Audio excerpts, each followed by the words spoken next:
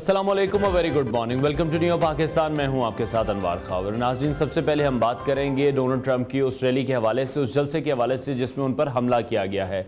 Pennsylvania में वो मौजूद थे जहां वो अपने हामियों से खिताब कर रहे थे और अपने नायब सदर के हवाले से वो ऐलान भी करने वाले थे जब वहां पर फायरिंग की आवाज़ सुनाई दी। और उसके बाद हमने देखा कि डोनाल्ड ट्रंप वहां पर ज़ख्मी होकर ज़मीन पर गिर गए थे और सीक्रेट एजेंसी के जो एहलकार थे उन्होंने डोनाल्ड ट्रंप को अपने नरगे में ले लिया, जिसकी वजह से उनकी जान भी बच गई। न्यूज़ की स्क्रीन पर आप ये मनाजिर भी इस वक्त मुलाहिजा कर रहे हैं।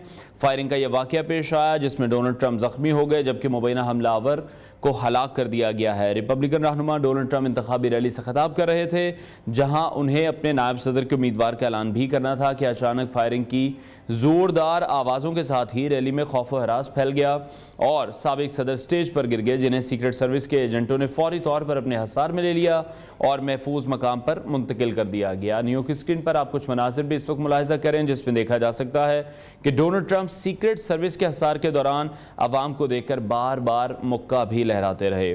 काउंटी प्रोसिक्यूटर का इस हवाले से कहना है कि रैली में फायरिंग से एक शख्स हलाक हुआ है और हमलावर को भी हलाक कर दिया गया है। हमलावर की जो शनाख्त है वो भी सामने आ चुकी है और उसकी एक मुबैना तौर पर वीडियो है वो भी मंजर आम पर आ चुकी है। खबर एजेंसी के मुताबिक साबिक सदर इस वाक़े में ज़ख्मी हुए हैं और उनके चेहरे और दाएं कान पर खून भी देखा गया है। ट्रंप की इंतखाबी मुहिम के तर्जुमान स्टीवन ट्रिंग का यह कहना था कि वो ठीक हैं और एक मकामी तिब्बी मरकज़ में उनका तिब्बी मुआयना भी किया जा रहा है। पाकिस्तान समेत तमाम ही आलमी रहनुमाओं की जानिब से इस वाक़े पर रद्द-ए-अमल का इज़हार भी किया गया है। सदर ट्रंप ने इस घिनौने वाक़े के दौरान फौरी कार्रवाई करने पर कानून नाफिज करने वाले इदारों और इमदादी कार्रवाइयों का शुक्रिया भी अदा किया है। तो ये थी इस हवाले से अपडेट्स। आगे चलकर इस पर मजीद भी बात करेंगे। अभी शामिल करेंगे टॉप स्टोरीज।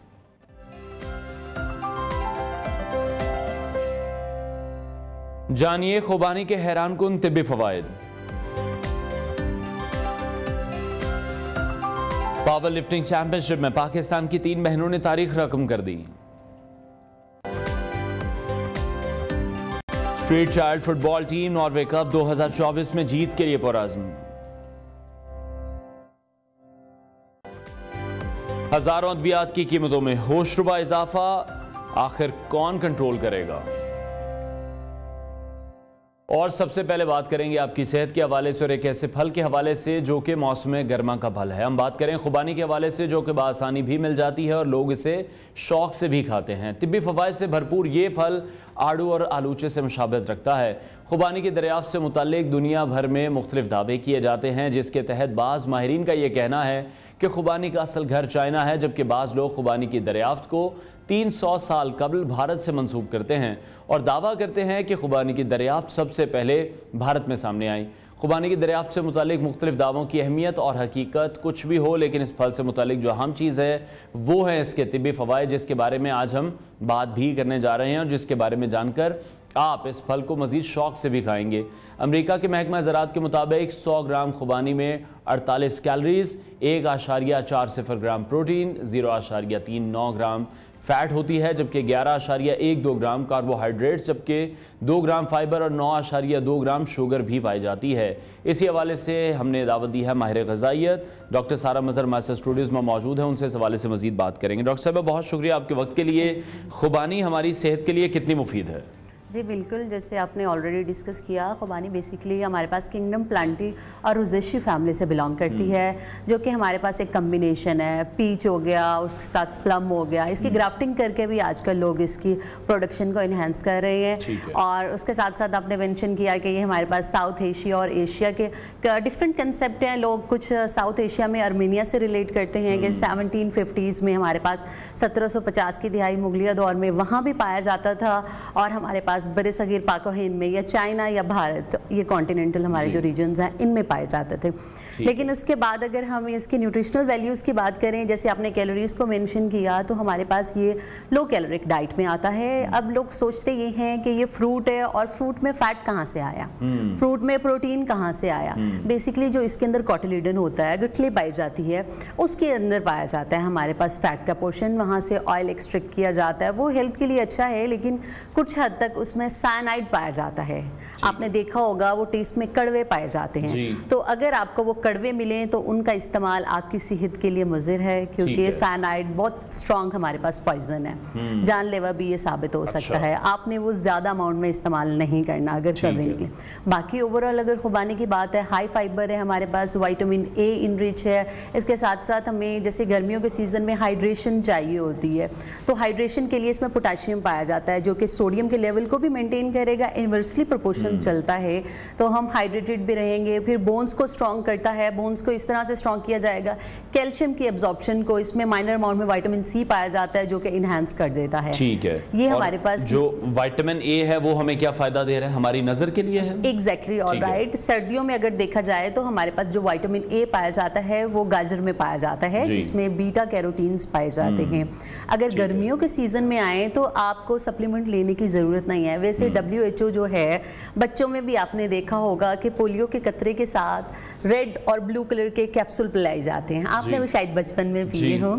तो बेसिकली वो विटामिन ए है और बहुत एक्सपेंसिव होता है, कॉस्टली है, लेकिन आपको नेचुरल सोर्स खुबानी से मिल रहा है। सर्दियों में आप गाजर से ले सकते हैं, गर्मियों में खुबानी से। फिर खुबानी से लेने का फ़ायदा ये है कि ज़ुरोफ्थैल्मिया, ड्राइनेस हो जाती है आइज़ में, उसका ट्रीटमेंट हो सकता है। उसके साथ साथ हमारे पास नियोवेस्कुलर AMRD, एज रिलेटेड हमारे पास डिजेनरेशन होती है रेटिना की आई बॉल में, जो हमारे पास पाया जाता है। उसमें नई नई वेसल्स बन जाती हैं, आंखों में नई रगें या खून की शरियानें बन जाती हैं, जिससे नज़र कमज़ोर होती है और बढ़ती उम्र के साथ नज़र के मसाइल बढ़ते हैं। अगर आप खुबानी को अपनी डाइट में ऐड कर लें तो आप इन सारे मसाइल से बच सकते हैं। आई साइट भी आपकी मेंटेन रह सकती है। अगर बच्चे हैं, ग्रोइंग एज में हैं, आप उनको दे सकते हैं, क्योंकि इतना ज़्यादा इसमें मीठा नहीं पाया जाता। ग्लाइसेमिक इंडेक्स या ग्लाइसेमिक लोड की बात की जाए तो वो नहीं है कि आपने डाइट में लिया और आपका ऐसे इंसुलिन स्पाइक अप कर गया, वो नहीं होता। ठीक है। अच्छा, जैसे अभी गर्मी का मौसम है, डिहाइड्रेशन के मसाइल देखते हैं आमतौर पर हैं, तो क्या खुबानी इसमें भी हेल्पफुल है? बिल्कुल। देखिए, आपके पास अगर 100 ग्राम है तो वो 48 कैलोरीज दे रही है। इट मीन्स अगर आपने 250 ग्राम, एक पाव, सादा अल्फाज में बात की जाए, खुबानी का हम इस्तेमाल करते हैं, तो हमारे पास जो एक पाव खुबानी है वो हमें 120 या 110 कैलोरीज के इक्विवेलेंट दे रही होती है। तो हम तो रोटी से भी 160 कैलोरीज ले लेते हैं। आप रोटी को स्किप करके उसकी जगह ये भी मील ले सकते हैं। इवन आप स्नैक टाइम में वहां से भी नहीं आ रहा, ये अल्टरनेटिव कार्बोहाइड्रेट सोर्स है। आप कार्बोहाइड्रेट, निशास्ते वाली जो चीज़ें उनको स्किप करके ये ऐड करें। इसमें पानी अच्छी मिकदार में पाया जाता है, और पानी वो जिसमें पोटाशियम का लेवल अच्छा है, जस्ट लाइक कोकोनट वाटर लोग इस्तेमाल करते हैं, तो उसके इक्विवेलेंट इसकी न्यूट्रिशनल वैल्यू है। आप खुबानी का इस्तेमाल कर सकते हैं, और ये इजीली मतलब डायूरेटिक्स की तरह हमारी बॉडी से निकल नहीं जाता, एक्सक्रीट आउट नहीं। और खाने में ही फायदेमंद है, या फिर जूस भी अगर ले लें तो वो जूस भी उतना ही फायदेमंद है? जूस भी ले सकते हैं, स्मूदीज की फॉर्म में भी ले सकते हैं। देखिए, ये प्रोसेस है कि हम उसको मतलब चबाने से बच रहे हैं। जो एज रिलेटेड है, मतलब मोर देन 60 या 70s में चला गया, उनको हम दे सकते हैं। इवन जो हमारे पास नेजोगेस्ट्रिक डाइट पे पेशेंट होते हैं, हमने उनका GI motility, gut flora maintain रखना होता है, तो हम उनकी डाइट में भी ब्लेंड करके नेजोगेस्ट्रिक ट्यूब से ही दे देते हैं। देखिए, आपको आर्टिफिशियल फाइबर भी नहीं ऐड करना पड़ रहा, पानी भी नहीं ऐड करना, आपने लेना है, ब्लेंड करना है और उसको कंज्यूम करना है। तो वो पोटाशियम का लेवल जब हमारे पास हाई होता है ना, तो आप ये समझ लें जो हम घरों में ORS या निमकोल का पानी बना के पीते हैं, उसकी ज़रूरत नहीं होती। ठीक है। अच्छा, जैसे खुश्क खुबानी भी एक फॉर्म में मिलती है और फिर एक तो ताज़ा है जिसको हम डिस्कस भी कर रहे हैं, दोनों में फ़र्क क्या है और दोनों के फ़वाइद क्या डिफरेंट हैं या सिमिलर हैं? देखिए, हमारे पास जो खुबानी है ना, ये कोल्ड फ्रोस्ट जो हमारे पास टेम्परेचर होता है उससे रेजिस्टेंस करती है। मतलब आप माइनस में जितना डिग्री टेम्परेचर चला जाए, खुबानी ख़राब नहीं होती, इसकी शेल्फ लाइफ बढ़ जाती है। तो जितने भी हमारे पास नॉर्दर्न एरियाज हैं या जहाँ इसकी प्रोडक्शन हो रही है, वहाँ आप इसको ईजिली ड्राइड कर सकते हैं और बड़े लंबे अरसे के लिए, क्योंकि बैक्टीरियल कंटेमिनेशन जितनी भी होती है, माइक्रो हमारे पास जितने भी कंटेमिनेंट्स होते हैं, वो इफेक्ट नहीं करते इस चीज़ को। हमने उसको ड्राई कर लिया। ड्राई करने के बाद वैल्यू ये आती है कि आया उसकी भी, मतलब जो ग्राम्स हैं, जितनी हमने एक पाव कह रहे हैं, एक पाव ले रहे हैं, तो हमारे पास 120 कैलोरीज आ रही हैं। तो सर्दियों में अक्सर हम ड्राइड फॉर्म में लेते हैं, न्यूट्रिशनल वैल्यू सेम है, लेकिन कैलोरीज का डिफरेंस आ जाता है और पानी का। सिर्फ और सिर्फ खुबानी से हमने पानी का जो लेवल है ना पेरिशेबल है वो खत्म किया। अब कैलोरीज की बात करते हैं तो हमारे पास खुबानी के पहले हमने बात की 100 ग्राम हमारे पास 48 कैलोरीज देता है। अब हम देखेंगे जो 50 ग्राम होगा वो हमारे पास 250 कैलोरीज दे रहा होगा। ठीक है, यानी कि वो फिर हमारे पास जो क्वांटिटी है उसकी वजह से वो डिफरेंस भी आ रहा है। अच्छा, जैसे यहाँ पर भी मेंशन था मेरे पास कि 9.2 ग्राम शुगर पाई जाती है 100 ग्राम में, तो जो फिर जो शुगर के पेशेंट्स हैं उन्हें एहतियात करनी है या नहीं करनी? देखिए, शुगर नहीं पाई जाती। ठीक है, मतलब जो डायरेक्ट समझ ले एक मिठास हाँ बिल्कुल। हमारे पास फ्रूट शुगर होता है फ्रुक्टोज, अब सुक्रोज भी होता है, दूध में लैक्टोज पाए। अब देखें दूध हमें टेस्टलेस वैसे फील होता है, जस्ट एरोमा आता है, मीठा तो नहीं फील होता अगर जब तक मीठा ना ऐड, लेकिन उसमें भी शुगर है, लैक्टोज है, फिर वो ब्रेक डाउन होगी ग्लूकोज और फर्दर इसमें भी शुगर पाया जा रहा है, लेकिन ये हमारे पास फ्रूट शुगर है, फ्रुक्टोज और सुक्रोज की फॉर्म में है। तो जो हमारे पास डायबिटीज के पेशेंट हैं उनके लिए हम ये 50 ग्राम से 100 ग्राम तक इजीली कंज्यूम कर सकते हैं, उनको दे सकते हैं। बेसिकली ये हमारे पास ब्लड में जाने के बाद इंस्टेंटली ग्लूकोज नहीं बढ़ाता। ठीक है, आपने रोटी अगर स्किप किया तो आप ये भी कार्बोहाइड्रेट का अच्छा सोर्स है, लेकिन ये कि एक क्वांटिटी जितनी आपने पूरे दिन में अगर कोई और फ्रूट नहीं लेना तो आप ये यूटिलाइज कर सकते हैं। ठीक है, तो इसको यूटिलाइज करने के साथ साथ आप ये देखेंगे कि आपका ग्लाइसेमिक इंडेक्स नहीं बढ़ता। वेट में हम सम टाइम वेट लॉस के पेशेंट्स में देखते हैं इंसुलिन रेजिस्टेंस आ जाती है, वो नहीं होती। इंसुलिन रेजिस्टेंस में भी ये हेल्पफुल है। और जो आपने ये जो शुगर है ना, ये बेसिकली कार्बोहाइड्रेट का कंटेंट है। अगर देखा जाए 1 ग्राम शुगर हमारे पास 4 कैलोरीज एनर्जी प्रोवाइड कर रही होती है, तो शुगर और कार्बोहाइड्रेट्स को रिसर्च सेपरेट लिखती हैं, लेकिन बेसिकली है सेम चीज़। ठीक है, और बेस्ट टाइम अगर हम कहें कि खुबानी को खाने का सही वक्त कौन सा है, और वो लोग जो एक्सरसाइज करते हैं, जिम जाते हैं या कोई भी उनकी रूटीन है, वो पोस्ट वर्कआउट में लें या प्री में लें?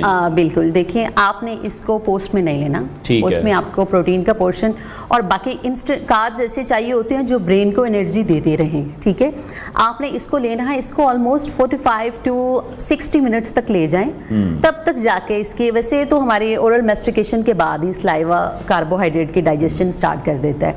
इसकी एनर्जी जब आपने वर्कआउट कर भी लेना है उसके बाद प्रोड्यूस होना स्टार्ट होनी है, उसका फायदा नहीं है। अच्छा। आपने जब अपना वर्कआउट एंड करना है, वर्कआउट एंड करने के बाद आपने इसको कंज्यूम इसलिए करना है कि पोस्ट वर्कआउट जितना भी हमारे पास मसल फिटीग होता है या डिजीनेस होती है 2 से 3 घंटे बाद जो स्टार्ट आती है, होता है कि आपको थकन महसूस होती है, आपको वनूदगी आ रही होती है, उस चीज़ के लिए आपको हेल्पफुल है। लेकिन ड्यूरिंग वर्कआउट आप इसको कंज्यूम ना ही करें या उससे पहले प्री वर्कआउट में नहीं करें। प्री वर्कआउट में नहीं लेंगे, पोस्ट वर्कआउट में लेंगे। ठीक है, और बेस्ट फिर वही है कि जैसे स्नैक टाइम है 11-12 बजे का या 11-12 का भी ले सकते हैं। बस ये है कि आप इवन डिनर में भी खाने के साथ आप ऐड कर सकते हैं अगर आपने 8 बजे से पहले डिनर लेना है। ठीक है, अगर आपने सोते हुए खुबानी खानी है तो उसमें फाइबर बहुत अच्छी मिकदार में है, लेकिन ये है कि आपको यूरिनेशन होगी, बार बार वॉशरूम जाना पड़ सकता है और हमारे पास जीआई मोटिलिटी बढ़ सकती है, स्टमक डिस्टर्ब हो जाएगा। ठीक है, अच्छा डॉक्टर साहब, जिस तरह से आप भी ये बता रही हैं, विटामिन ए भी है, बीटा कैरोटीन भी है और भी बहुत से फायदे हैं, लेकिन आजकल जो हमारा फोकस हो गया है वो हो गया कि कोई भी मल्टीविटामिन लेते हैं और उसी से हम कोशिश करते हैं उसी में vitamin A, vitamin C, vitamin D,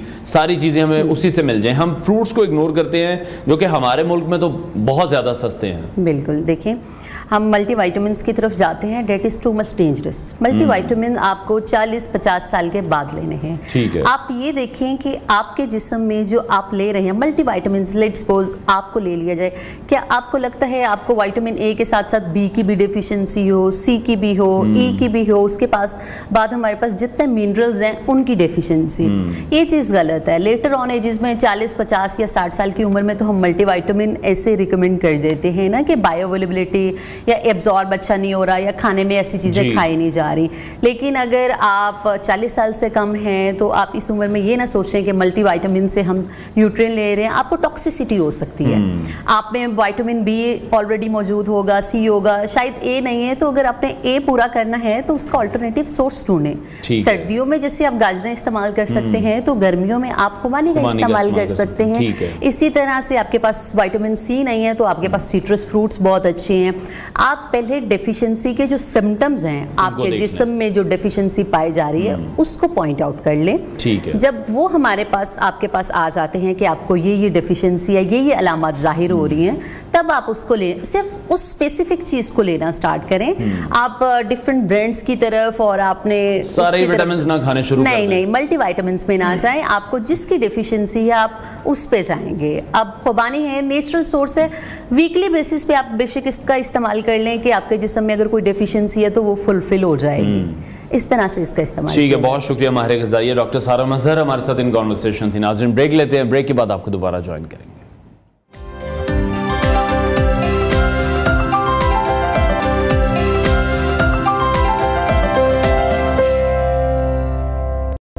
welcome back to new Pakistan. आपके साथ एक खुशी की खबर शेयर करते हैं। पाकिस्तान की 3 बहनों ने एक बार फिर कौम का सर फखर से बुलंद कर दिया है। जी हां, वेरोनिका सुहेल और सिबिल सुहेल ने Asia Pacific African combined power lifting championship में तारीख रकम करते हुए पावर लिफ्टिंग चैंपियनशिप में 5-5 गोल्ड मेडल जीत लिए हैं। Asian Pacific African combined power lifting championship में 4 गोल्ड मेडल जीतने वाली 3 पाकिस्तानी बहनों ने एक गोल्ड मेडल अपने नाम कर लिया है। जनूबी अफ्रीका में जारी इवेंट में वेरोनिका सुहेल, सिबिल सुहेल और ट्विंकल सुहेल ने इक्विप्ड इवेंट में गोल्ड मेडल्स जीते हैं। तीनों बहनों ने अपनी अपनी वेट कैटेगरी 57, 52 और 84 के जी क्लास में ओवरऑल में गोल्ड मेडल्स जीते, जिसके बाद चैंपियनशिप में तीनों बहनों के गोल्ड मेडल्स की तादाद इस वक्त 5-5 हो चुकी है। इससे पहले पावर लिफ्टिंग क्लासिक में तीनों बहनों ने 4-4 गोल्ड मेडल जीते थे। Asia Pacific African combined power lifting championship में डेडलिफ्ट मुकाबले में पाकिस्तान की सिबिल सुहेल ने गोल्ड मेडल जीता। जनूबी अफ्रीका में जारी चैंपियनशिप की 52 किलोग्राम ओपन कैटेगरी की डेडलिफ्ट में सिबिल सुहेल ने गोल्ड मेडल जीता, जबकि सिबिल सुहेल ने ओवरऑल में भी गोल्ड मेडल जीता है। सिबिल सुहेल ने स्क्वाट, बेंच प्रेस, डेडलिफ्ट और ओवरऑल में 5 गोल्ड मेडल जीते हैं। सिबिल की बहन वेरोनिका सुहेल ने 57 किलोग्राम कैटेगरी के डेडलिफ्ट में गोल्ड मेडल जीता है। वेरोनिका सुहेल ने स्क्वाट, बेंच प्रेस और डेडलिफ्ट में भी गोल्ड मेडल जीता है। वेरोनिका सुहेल ने ओवरऑल में भी गोल्ड मेडल जीतकर कुल 5 गोल्ड मेडल अपने नाम कर लिए हैं। तीनों बहनें हमारे साथ मौजूद हैं, उनसे मजीद बात करते हैं। सबसे पहले तो आप तीनों बहनों को बहुत बहुत मुबारकबाद हो। सबसे पहले हम आपके जज्बात ही जानना चाहेंगे और इस तारीखी फतह को आप किसके नाम करती हैं? अस्सलाम वालेकुम, मेरा नाम सिबिल सुहेल है। मैं international power lifter, world record holder, pride of Pakistan के एजाज से भी नवाजा गया। मैं बेहद शुक्रगुजार हूँ पूरे पाकिस्तान की, जिनकी दुआओं की वजह से आज हम लोग 15 गोल्ड मेडल जीते हैं और पाकिस्तान के नाम किया हम तीनों सिस्टर्स ने।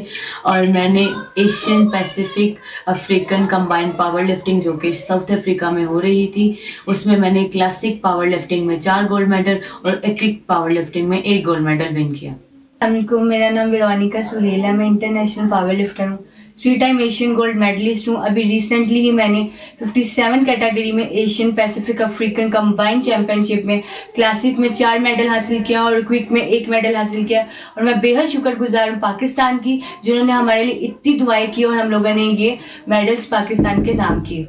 अस्सलाम वालेकुम, मेरा नाम ट्विंकल सुहेल है और मैं 3 टाइम्स की एशियन गोल्ड मेडलिस्ट हूँ और अभी मौजूदा मेरे पास 12 गोल्ड मेडल है। और पाकिस्तान की हिस्ट्री में जब भी पहली वुमन का लक़ब आता है वो मुझे भी दिया गया है और मैं शुक्रगुजार हूँ पाकिस्तान की कि उन्होंने हमें दुआओं में याद रखा। अभी हम लोग साउथ अफ्रीका में मौजूद हैं और अभी हम लोगों ने Asian African combined power lifting जो कि क्लासिक और इक्विप्ड हुई थी, उसमें मैंने हम लोग।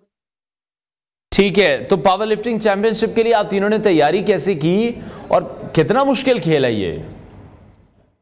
और इसके साथ साथ मैं बताना चाहूँगी कि हम लोगों ने पिछले पूरे साल से ट्रेनिंग कर रहे हैं और हमारे कोच मलिक राशिद साहब की बहुत मेहनत है। उनकी मेहनत की वजह से आज हम लोग मेडलिस्ट हो सके हैं। ठीक है, और आप तीनों बहनों ने जी क्लास में ओवरऑल में भी कितने गोल्ड मेडल जीते हैं वो भी बताइएगा। पावर लिफ्टिंग क्लासिक में कितने गोल्ड मेडल्स जीते हैं वो भी बताइएगा।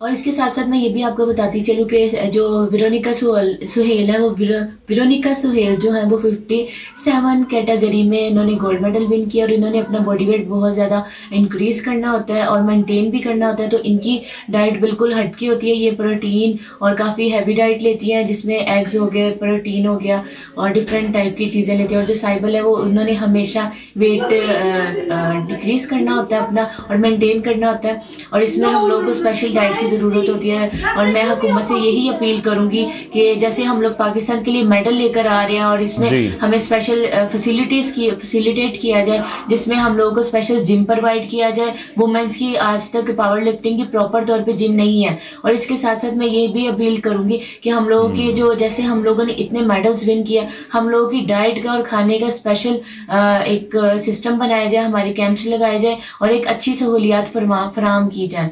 और इसके साथ साथ मैं खास तौर पे ये बात कहना चाहूँगी कि हम चारों बहनों ने पहले भी वर्ल्ड रिकॉर्ड बनाया था, प्राइड ऑफ परफॉर्मेंस से नवाजे गए थे, और अभी भी हम लोगों ने ये एक यूनिक वर्ल्ड रिकॉर्ड बनाया जिसमें हम लोगों ने 15 गोल्ड मेडल विन किया। तो मेरी पाकिस्तान हुकूमत से यही दरख्वास्त है कि हमें तमगा इम्तियाज से नवाजा जाए। और इसके साथ साथ मैं ये रिक्वेस्ट करूंगी कि खास तौर पे आप इंडिविजुअल गेम को प्रमोट करें ताकि आने वाले वक्त में हम पाकिस्तान का नाम और सर फखर से बुलंद कर सकें। ठीक है, बहुत शुक्रिया पावर लिफ्टिंग चैंपियन सिस्टर्स हमारे साथ इन कॉन्वर्सेशन थी। और हुकूमत वक्त से हम भी ये मुतालबा करना चाहेंगे, जिस तरह से हमने देखा वेरोनिका, सिब्बल और ट्विंकल यही कह रही थी कि कोई भी पावर लिफ्टिंग का जिम खवातीन के लिए पाकिस्तान में मौजूद नहीं है। तो यकीनी तौर पर हुकूमत को ये इक़दाम भी करने चाहिए जिस तरह से इस एक इवेंट में ही इन 3 बहनों ने 15 गोल्ड मेडल हासिल कर लिए हैं, प्राइड परफॉर्मेंस भी इन्हें पहले मिल चुका है। तो मेरा ख्याल है कि हुकूमत को चाहिए कि ऐसे तमाम एथलीट्स जो कि आलमी सतह पर जा रहे हैं, जिस तरह से ये 3 बहनें साउथ अफ्रीका में मौजूद हैं, इतनी मेहनत करती दिखाई दे रही हैं, पाकिस्तान का नाम भी रोशन कर रही हैं, 15 गोल्ड मेडल जीत चुकी हैं। तो अब इनकी भी सुनवाई भी होनी चाहिए और जो इनके मुतालबात हैं वो भी पूरे होने चाहिए। हुकूमत को चाहिए कि ऐसे तमाम एथलीट्स के लिए भी अलग से जो फंड्स हैं वो ज़रूर मुख्तस करने चाहिए। ब्रेक लेते हैं नाज़रीन, ब्रेक के बाद आपको दोबारा ज्वाइन करेंगे।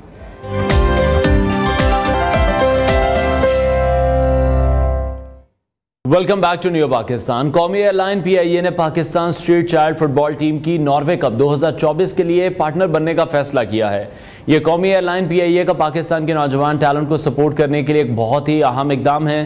Pakistan street child football team Norway cup 2024 में हिस्सा ले रही है और नॉर्वे कप दुनिया का सबसे बड़ा यूथ फुटबॉल टूर्नामेंट तस्वुर किया जाता है।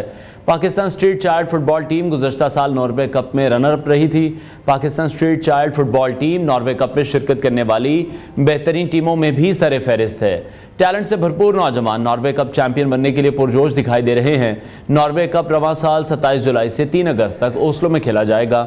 ये भी वाज़ेह रहे कि नॉर्वे कप में Pakistan street child football team 3 मरतबा पहले भी शिरकत कर चुकी है।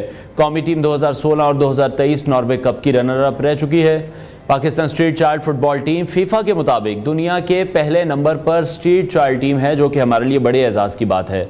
इसी तमाम सिचुएशन पर हम बात करेंगे। मैं ज्वाइन किया है प्रोजेक्ट लीड रेहान ताहिर साहब ने। रेहान, बहुत शुक्रिया आपके वक्त के लिए। कौमी एयरलाइन PIA का Pakistan street child football team की नॉर्वे कप 2024 के लिए पार्टनर बनने का जो फैसला है वो बड़ा खुशाइंद है। इससे पहले आपको किन मसाइल का सामना था, मैं चाहूँगा पहले हम उस पर भी ज़रूर डिस्कस करें। बहुत शुक्रिया जी नियो का। और नियो हमेशा ही पाकिस्तान के इन बच्चों की आवाज़ बनाए, जिस पर मैं आपको खराज तहसीन पेश करता हूँ। देखिए, ये हमारा जो प्रोजेक्ट मैदान है इसका बुनियादी 3 मकासद है: शनाख्त का हक, खेल का हक और तालीम का हक। ये हर बच्चे का बुनियादी हक है जो इस रियासत पाकिस्तान में मौजूद है। हम गुज़श्ता कई सालों से, तकरीबन 1 दहाई से ज़ायद अरसा बीत चुका, ब्राज़ील के स्ट्रीट चाइल्ड वर्ल्ड कप से इस सफ़र का आगाज़ हुआ जिसमें लियारी के बच्चों ने पहली मरतबा जो शिरकत की आलमी कप के अंदर। अच्छा, इस सफ़र के दौरान हमें मुश्किलात दर मुश्किलात इसलिए आती हैं कि लोगों को ये एहसास और ये सोच नहीं आ रही कि स्पोर्ट्स फॉर डेवलपमेंट कितनी बड़ी टर्मिनोलॉजी है। जब आप पाकिस्तान के आउट ऑफ स्कूल बच्चों की बात करते हैं, आप अभी यूनिसेफ की रिपोर्ट के मुताबिक जो तालीमी emergency prime minister of Pakistan ने नाफिज की कि पाकिस्तान में 2 करोड़ 2.5 करोड़ नहीं बल्कि 2 करोड़ 82 लाख बच्चे जो है स्कूलों से बाहर हैं। ऐसी सूरत हाल में 23 लाख से ज़ायद बच्चे स्ट्रीट चाइल्ड हैं जो कि अपने वालिदैन की निगहदाश्त के बगैर बाहर गलियों में अपना वक्त गुजारते हैं। कोई कूड़ा उठा रहा है, किसी दुकान में काम कर रहा है, कोई फैक्ट्री में काम कर रहा है, किसी के घर का मुलाजिम बना हुआ है। उन बच्चों की खेल की सलाहियतों को निखारना, लेकर आना, मनवाना कौमी, मुकामी और आलमी स्तर पर अब हमारी ये 10वीं बड़ी कोशिश होगी जिसके अंदर एक नई टीम के साथ Pakistan street child football team Norway के मैदान में उतरेगी। तो इसमें सबसे बड़ी इंपॉर्टेंट वैल्यू रियासत पाकिस्तान के उन मुल्का इदारों की है जो पाकिस्तान में खेलों के फ़रोग के लिए काम कर रहे हैं, जो पाकिस्तान में नौजवानों के अमूर के लिए काम कर रहे हैं। और तीसरी जिम्मेदारी उन कॉरपोरेट्स की है जो मुझे दीगर चीज़ों में तो नज़र आते हैं लेकिन वो इस गरीब के टैलेंट को सपोर्ट करते हुए बहुत पीछे नज़र आते हैं। ऐसी सूरत हाल में मैं समझता हूँ PIA, पाकिस्तान इंटरनेशनल एयरलाइन, ये पहली उम्मीद की किरण बना है पाकिस्तान के उस कारपोरेट के अंदर। पहला उसने एक झोंका डाला है जिसके ज़रिए तकवीत मिलेगी बाकी लोगों को जो ये सोच रहे हैं। हर शख्स आजकल क्या बात करता है, पाकिस्तान दिगरगू है, हालात ठीक नहीं हो रहे, इकॉनमी की प्रॉब्लम है, पाकिस्तान की सूरत हाल दिन ब दिन दिगरगू होती चली जा रही है। ऐसी सूरत हाल में मैं समझता हूँ कि ये स्ट्रीट चाइल्ड फुटबॉल टीम उम्मीद की किरण है, कॉम्पल है। ऐसी कॉम्पलें अगर तैयार होंगी तो यकीनन एक तनावर दरख्त पाकिस्तान जो है वो आपके सामने नजर आएगा। और वो लोग जो ये सोचते हैं कि हमें कुछ करना है तो वो कुछ कर सकते हैं। किस तरह? Pakistan steel child football team के उन बच्चों को, आउट ऑफ स्कूल बच्चों को, और उनका हक दिलवा के जो शनाख्त का है, खेल का है और उनकी तालीम का है। ठीक है, तो रेहान ये बताइएगा, स्ट्रीट फुटबॉल खेलने वाले हमारे जो बच्चे हैं उनकी अब नॉर्वे कप के लिए तैयारी कैसी है? यकीनन हमारी जो सबसे इम्पॉर्टेंट तरीन चीज़ वो तैयारी ही होती है। जब बच्चों को सिलेक्ट किया जाता है, इनके कैंप लगते हैं, पूरे पाकिस्तान से ट्रायल होते हैं और उसके बाद मीरपुर आज़ाद कश्मीर में ऑस्ट्रोटर्फ एक हमने बनाया है जो कि आज़ाद कश्मीर का पहला जो है वो ऑस्ट्रोटर्फ स्टेडियम है। वहाँ पर इन बच्चों को कैंप लगता है। उस फुटबॉल हाउस में जो कि प्रोजेक्ट मैदान जिसको लीड करता है, वहाँ पर इन बच्चों को रखा जाता है। ना सिर्फ उनकी तरबियत और साथ साथ उसकी खेल की जो बेहतरी है उसके लिए कोच रशीद साहब, जो पाकिस्तान के फुटबॉल के मायनाज खिलाड़ी भी रहे हैं और साहब कोच भी रहे हैं, वो गुज़श्ता 10 सालों से हमारे साथ एक मुस्तकिल सोच के साथ और मुस्तकिल यकीन के साथ कि पाकिस्तान के बच्चों पे अगर हम काम करें तो यकीनन एक बेहतरी आएगी, तो वो उसकी तैयारी करवा रहे हैं। उन 100 बच्चों के फाइनल स्क्वाड में से इंशाल्लाह 15 बच्चे पाकिस्तान के लिए इस स्क्वाड का हिस्सा होंगे जो कि नॉर्वे जाएगा। और उन बच्चों की तमाम चीज़ों पर मैं फिर बात करूँ, ना सिर्फ खेल बल्कि उनकी तरबियत, उनके रहन सहन के तरीके, उनकी नशोनुमा, उनकी फिटनेस, उनका खाना, हर वो चीज़। इसमें वो बच्चे हैं जो मुख्तलिफ किस्म की स्ट्रीट जो है वो कामों में मशगूल थे, कोई किधर जॉब करता था, कोई किधर दिहाड़ी कर रहा था। ये उन बच्चों को उठाया गया है और उन बच्चों को इंशाल्लाह पाकिस्तान के इस आलमी मंजरनामे पर लाने के लिए हमारी 10वीं काविश होगी। और यकीनन आप देखेंगे जब वो बच्चे मैदान में उतरेंगे तो वो बच्चे किसी से कम नहीं। और यही वजह है कि फीफा की रिपोर्ट जो आपने अभी बताई कि Pakistan street child number team जो है वो नंबर 1 है। और अभी जो पाकिस्तान की कौमी फुटबॉल टीम है इसमें 5 खिलाड़ी इसी प्रोजेक्ट मैदान के हैं जो कि कौमी स्क्वाड का हिस्सा हो चुके हैं। यही वजह है कि जब कौमें काम करती हैं और जब लोग दिल से काम करते हैं तो यकीनन मैं ये बात बड़े वसूख से कह सकता हूं कि उसका रिजल्ट जो है वो कौम को नजर आता है। यानी कि जब हमारी नेशनल टीम है उसमें भी जो बच्चे खेल रहे हैं वो आप लोगों ने ही तैयार किए हैं, Pakistan street child football team ने तैयार किए हैं। 5 बच्चे स्ट्रीट चिल्ड्रन हैं, 5 बच्चे जो माजी में रशिया और ब्राजील जा चुके थे, अब वो बड़े हो चुके हैं और अब उनकी खेल के अंदर मजीद निखार आ चुका है और वो कौमी स्क्वाड का हिस्सा बन चुके हैं, जो कि हमारे लिए और कौम के लिए बड़ा एजाज है। बहुत फख्र की काम किया, आज वो काम रिजल्ट की सूरत में, एक बेहतरीन रिजल्ट की सूरत में आपके सामने। अच्छा, मैं इस तरह भी आ रहा था कि Pakistan street child football team FIFA के मुताबिक, आपने भी इसका जिक्र किया, मैंने भी पहले ये बताया था कि दुनिया के पहले नंबर पर स्ट्रीट चाइल्ड टीम है। ये मैं स्टोरी थोड़ी सी जानना चाहूंगा, ये एजाज हमने कैसे हासिल किया है? आपको याद होगा जब कतर में वर्ल्ड कप हुआ तो उस वर्ल्ड कप से पहले स्ट्रीट चाइल्ड यूनाइटेड जो कि हमारा पार्टनर है पूरी दुनिया में, जहां वर्ल्ड कप होगा पाकिस्तान का ये प्रोजेक्ट मैदान पाकिस्तान स्ट्रीट चाइल्ड टीम की सूरत में उधर शिरकत करेगा। और अभी 2026 के लिए भी हम पूरे समय इंशाल्लाह हम उसमें अमेरिका में Pakistan street child football team को लेकर जाएंगे। तो 2022 में डेविड बैकम जब बड़े बड़े खिलाड़ी कतर पहुंचे और इस स्ट्रीट चाइल्ड मेले में उन्होंने शिरकत की और पूरी दुनिया से जब 28 आलमी टीमों ने शिरकत की तो पाकिस्तान की स्ट्रीट चाइल्ड टीम ने ब्राजील को चारों शाने चित कर दिया और सेमीफाइनल में उसको ब्राजील को हराकर फाइनल में उसका मुकाबला मिस्र के साथ हुआ। और अनफॉर्चुनेटली प्लेंटी किक्स में आपको पता है किस्मत का एक साथ होता है, तो वहां पर पाकिस्तान की टीम टाइटल पर नाम ना कर सकी, सिल्वर मेडलिस्ट खिलाई। तो वहां पर इस पूरी, क्योंकि इस चीज़ को आलमी तमाम इदारे, तमाम लिखने वाले और तमाम जो फुटबॉल के बड़े बड़े नाम हैं वो इसको कवर कर रहे होते हैं। और उसके बाद उनकी रिपोर्ट शाया हुई कि हम हैरान हो गए कि पाकिस्तान की कौमी टीम जहां पर 200 से ज़ायद नंबर पर मौजूद है, उसका रैंक इतना जो है खुशाइंद नहीं है, वहां पर ये स्ट्रीट चाइल्ड बच्चे जो पाकिस्तान में फुटबॉल लवर्स हैं, जहां फुटबॉल बनता है, वहां के बच्चे आज अल्हम्दुलिल्लाह इस मुकाम पर हैं। तो यकीनन ये उनके लिए एजाज़ था और उन्होंने उस पर रिपोर्ट शाया की जो कि फीफा की वेबसाइट के ऊपर भी मौजूद है। ठीक है। अच्छा, जैसे हमने पहले भी डिस्कस किया कि हमारी ये टीम है जो कि 2016-2023 नॉर्वे कप की भी रनर अप रह चुकी है, इस बार आप कितने पर उम्मीद हैं? क्योंकि कैपेबिलिटी भी है, कैपेसिटी भी है हमारे बच्चों में, तो इस बार हम गोल्ड मेडल लेकर आएंगे, इस बार हम जीत कर आएंगे? सर बड़ी उम्मीद है हमें, और मैं आपको बताऊं कि जिस तरह इन बच्चों ने वहाँ पर पिछले साल खेल का मुजाहरा किया और पाकिस्तानियों के दिल जीत लिए, 5000 से ज़ायद सिर्फ पाकिस्तानी, टोटल तो 20-25 हज़ार का क्राउड था जो उस फाइनल मैच को देखने के लिए आया। और आपको हैरानगी होगी ये बात सुन के कि सफारती स्तर पर पाकिस्तान की स्ट्रीट चाइल्ड टीम की इतनी बड़ी कामयाबी थी कि पाकिस्तान ग्रे लिस्ट में था। जब लास्ट ईयर हम गए तो वहाँ पर आप पाकिस्तान जो है एक बड़ा हाई रिस्क कंट्री की कैटेगरी में था, और अभी 3 माह कबल पाकिस्तान हाई रिस्क कंट्री से नॉर्वे ने अपनी लिस्ट से पाकिस्तान को निकाल दिया है। और जिसकी बुनियादी वजह मैं समझता हूँ कि ये वो स्ट्रीट चाइल्ड बच्चे थे जिन्होंने एक खुश आइंद किरदार अदा किया और वहाँ जाकर हवा का झोंका बने। इस साल भी इंशाल्लाह इनकी तरबियत, इनकी जो खेल का अज़म है और पूरे पाकिस्तान का वो गरीब टैलेंट, इसमें कोई बच्चा ऐसा नहीं है जो किसी सिफारिश से आया हो या किसी की रेफरेंस से आया हो। आप हैरान होंगे कि ये वो इलाके के बच्चे जिन इलाकों में लोग नहीं जाते, जिन इलाकों में पाकिस्तान के बड़े बड़े फुटबॉल के लिए काम करने वाले इदारे शायद ना पहुंच सकते हो, हमने उस लंडी कोतल के जो है वो संगलाक पहाड़ों की सरजमीन से भी नौजवानों को लिया। हम बलूचिस्तान, कराची, फैसलाबाद, जहाँ जहाँ पर हमारे यहाँ पर कैंप लगे, हमने वहाँ से इस टैलेंट को इकट्ठा किया है।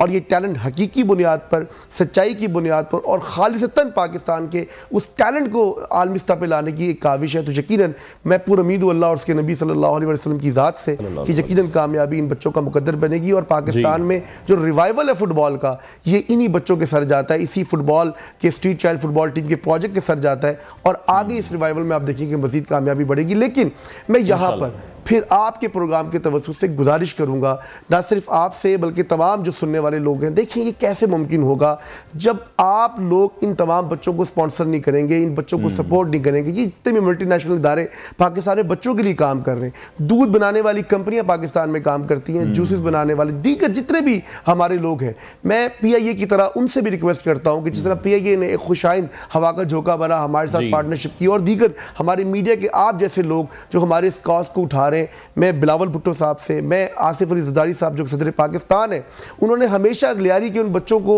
और पाकिस्तान स्ट्रीट चाइल्ड जब नॉर्वे से आई उस वक्त भी जो है काफ़ी उनके बारे में जो है वो पॉजिटिव अपनी राय का इजहार किया, ऐलानात भी किया। और पिछले साल भी जब ये बच्चे पाकिस्तान आए तो बिलावल भुट्टो साहब ने इनको स्पेशल इन बच्चों के लिए खुसूसी मुलाकात का ऐलान भी किया और इनामात का ऐलान भी किया।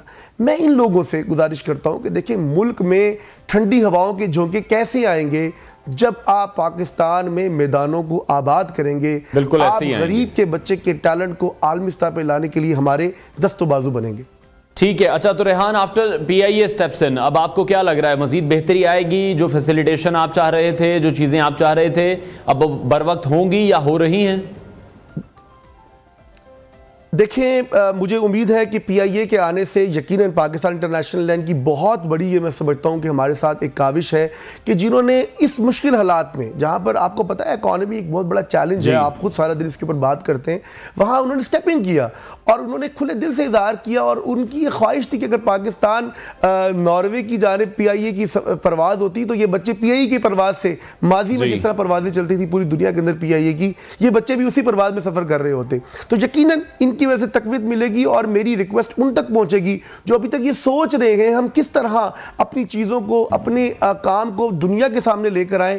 तो मैं समझता हूं कि उन तमाम कॉर्पोरेट्स के लिए बुनियादी और अहम मौका है कि पाकिस्तान स्ट्रीट चाइल्ड टीम को सपोर्ट करें और इसके ज़रिए अपनी बात को, अपने काम को और अपनी शनाख्त को दुनिया में, और ख़ासतौर पर स्कैंडिनेवियन कंट्री में, नॉर्वे जैसे मुल्क के अंदर जाकर अगर उनकी बात पहुंचेगी तो यकीनन उनके काम को भी तकवीत मिलेगी, पाकिस्तान को भी तकवीत मिलेगी और एक इकॉनमी का बूस्ट आएगा और पाकिस्तान का एक मस्बत चेहरा दुनिया के सामने जाएगा। और एक बात मैं यहां पर ऐड कर दूं, गुज़श्ता 10 आलमी सफरों के दौरान पाकिस्तान स्ट्रीट चाइल्ड टीम का ये एजाज़ रहा है और उसकी बुनियादी वजह यह है कि हमारा कोई बच्चा भी किसी भी मुल्क में स्किप नहीं हुआ। ये हमारी तरबियत है कौम के इन गरीब बच्चों पर, वो बच्चे जो अपना मुस्तकबिल देखना चाहते हैं, वो बच्चे जिनके लिए इकॉनमी एक चैलेंज है, हम उन बच्चों की ऐसी तरबियत करते हैं कि वो पाकिस्तान को नंबर 1 पे लेकर चलें, पाकिस्तान फर्स्ट का नारा लगाएं और वापस आगे अपने मुल्क में इस उम्मीद के साथ आए कि जब वो इधर पहुंचेंगे तो उनके प्यार करने वाले, उनके सरपरस्त यहाँ पर मौजूद होंगे, जो पाकिस्तान स्पोर्ट्स बोर्ड की सूरत में हो या पाकिस्तान के वज़ीर-ए-आज़म नौजवान प्रोग्राम की सूरत में हो। तो ऐसे इदारे अगर हमारे साथ मिल जाए, हमें सपोर्ट करें, तो यकीनन कौम के बच्चों का मुस्तकबिल महफूज हो सकता है इंशाअल्लाह। अच्छा रेहान, एक बार मैं ये चाहूंगा कि जो बच्चे इस वक्त आपको देख रहे हैं और वो अगर Pakistan street child football team का हिस्सा बनना चाहते हैं, उनके लिए क्या तरीक़ेकार है, किस तरह से बच्चों की सिलेक्शन होती है, वो आपको किस तरह से अप्रोच कर सकते हैं? जी, हर साल नॉर्वे कप की सूरत में हमारा ये आलमी मेला लगता है, मुकामी मुकाबला जात हमारे लगते हैं। इन तमाम चीज़ों का जो इदराक है और इन तमाम चीज़ों के बारे में जो हमारा पैगाम है वो मैदान प्रोजेक्ट की सूरत में आप अपनी वेबसाइट और सोशल मीडिया पे देख सकते हैं। आप वहाँ जाएं, अपने आप को लॉगिन करें, अपने बारे में डिटेल दें, अपने आम सादा मैसेजेस की सूरत में हमें इनबॉक्स कर दें। हम उन बच्चों को उसके मुकामी अकेडमी के साथ जोड़ेंगे। 30 से ज़ायद अकेडमीज पाकिस्तान के अंदर, देहातों के अंदर प्रोजेक्ट मैदान चला रहा है, ताकि गली कूचों के वो बच्चे जो, मैं फिर अर्ज करूँ, जो दिहाड़ीदार मजदूर हैं, जो कुछ भी नहीं कर रहे या जो किसी न किसी काम में, ऐसे काम में मशगूल है जहाँ पर उनका मुस्तकबिल तालीम से कोसों दूर है, हम उन्हें कनेक्ट करते हैं। और जब कनेक्ट करते हैं तो फिर उनके अंदर इन 3 चीज़ों के ऊपर काम किया जाता है। उनकी शनाख्त भी बने, खेल का हक हर बच्चे का बुनियादी हक है जो रियासत की जिम्मेदारी है वो उनको दे, और तालीम का हक आर्टिकल 25A जिसके बारे में बात करता है कि तालीम हर बच्चे का बुनियादी हक है। तो हम उन गरीब बच्चों को जो स्ट्रीट चिल्ड्रन कहलाते हैं, जिनकी तमाम ये चीज़ें पूरी करते हैं, उनके कवायद को आगे लेकर आते हुए उनके ऊपर काम करते हैं ताकि वो पाकिस्तान का मुस्तकबिल बन सके। एक खुश आइंद बात और खुशखबरी भी सुनाऊं कि जो आपके लिए फ़ख्र की बात हो कि 2018 स्ट्रीट चाइल्ड वर्ल्ड कप में जो बच्चा रशिया गया, जो कैप्टन था उस टीम का, आज वो मुस्लिम हैंड्स के ताउन के साथ इस वक्त अंकारा में आला तालीम हासिल कर रहा है। और 2022 में उस बच्चे ने डेविड बैकम के साथ बैठ के जब प्रेस कॉन्फ्रेंस की तो आप सोचें कि उस बच्चे का कॉन्फिडेंस क्या होगा। लेकिन उससे पहले वो लाहौर का एक आम बच्चा था जिसको आप गली कूचों का आवारा बच्चा भी कह सकते हैं, लेकिन हम उसको नहीं कहते। हम कहते हैं कि ये स्ट्रीट नहीं बल्कि ये स्टेट चिल्ड्रन है, स्टेट की जिम्मेदारी है। बिल्कुल, ये हमारा टैलेंट है जो कि पाकिस्तान में बेशुमार टैलेंट भी मौजूद है। बहुत शुक्रिया रेहान ताहिर हमारे साथ इन कॉन्वर्सेशन थे। यकीनी तौर पर जो दीगर स्पॉन्सर्स भी हैं, जो दीगर ब्रांड्स भी हैं, उनको भी चाहिए कि पाकिस्तान स्ट्रीट चाइल्ड फुटबॉल जो टीम है उसको सपोर्ट करने की बहुत ज़्यादा ज़रूरत है, जिस तरह से PIA हमें करती दिखाई दे रही है। एक और अहम खबर है स्पोर्ट्स के हवाले से आपके साथ शेयर करेंगे। चैंपियंस ट्रॉफी का ये मामला है जहां आए रोज़ हम यही बातें सुनते हैं कि हिंदुस्तानी टीम चैंपियंस ट्रॉफी खेलने पाकिस्तान नहीं आएगी। तो अभी हम देख रहे हैं कि पाकिस्तान क्रिकेट बोर्ड की जानिब से भी ऐलान किया गया जिसमें कहा गया कि भारत अगर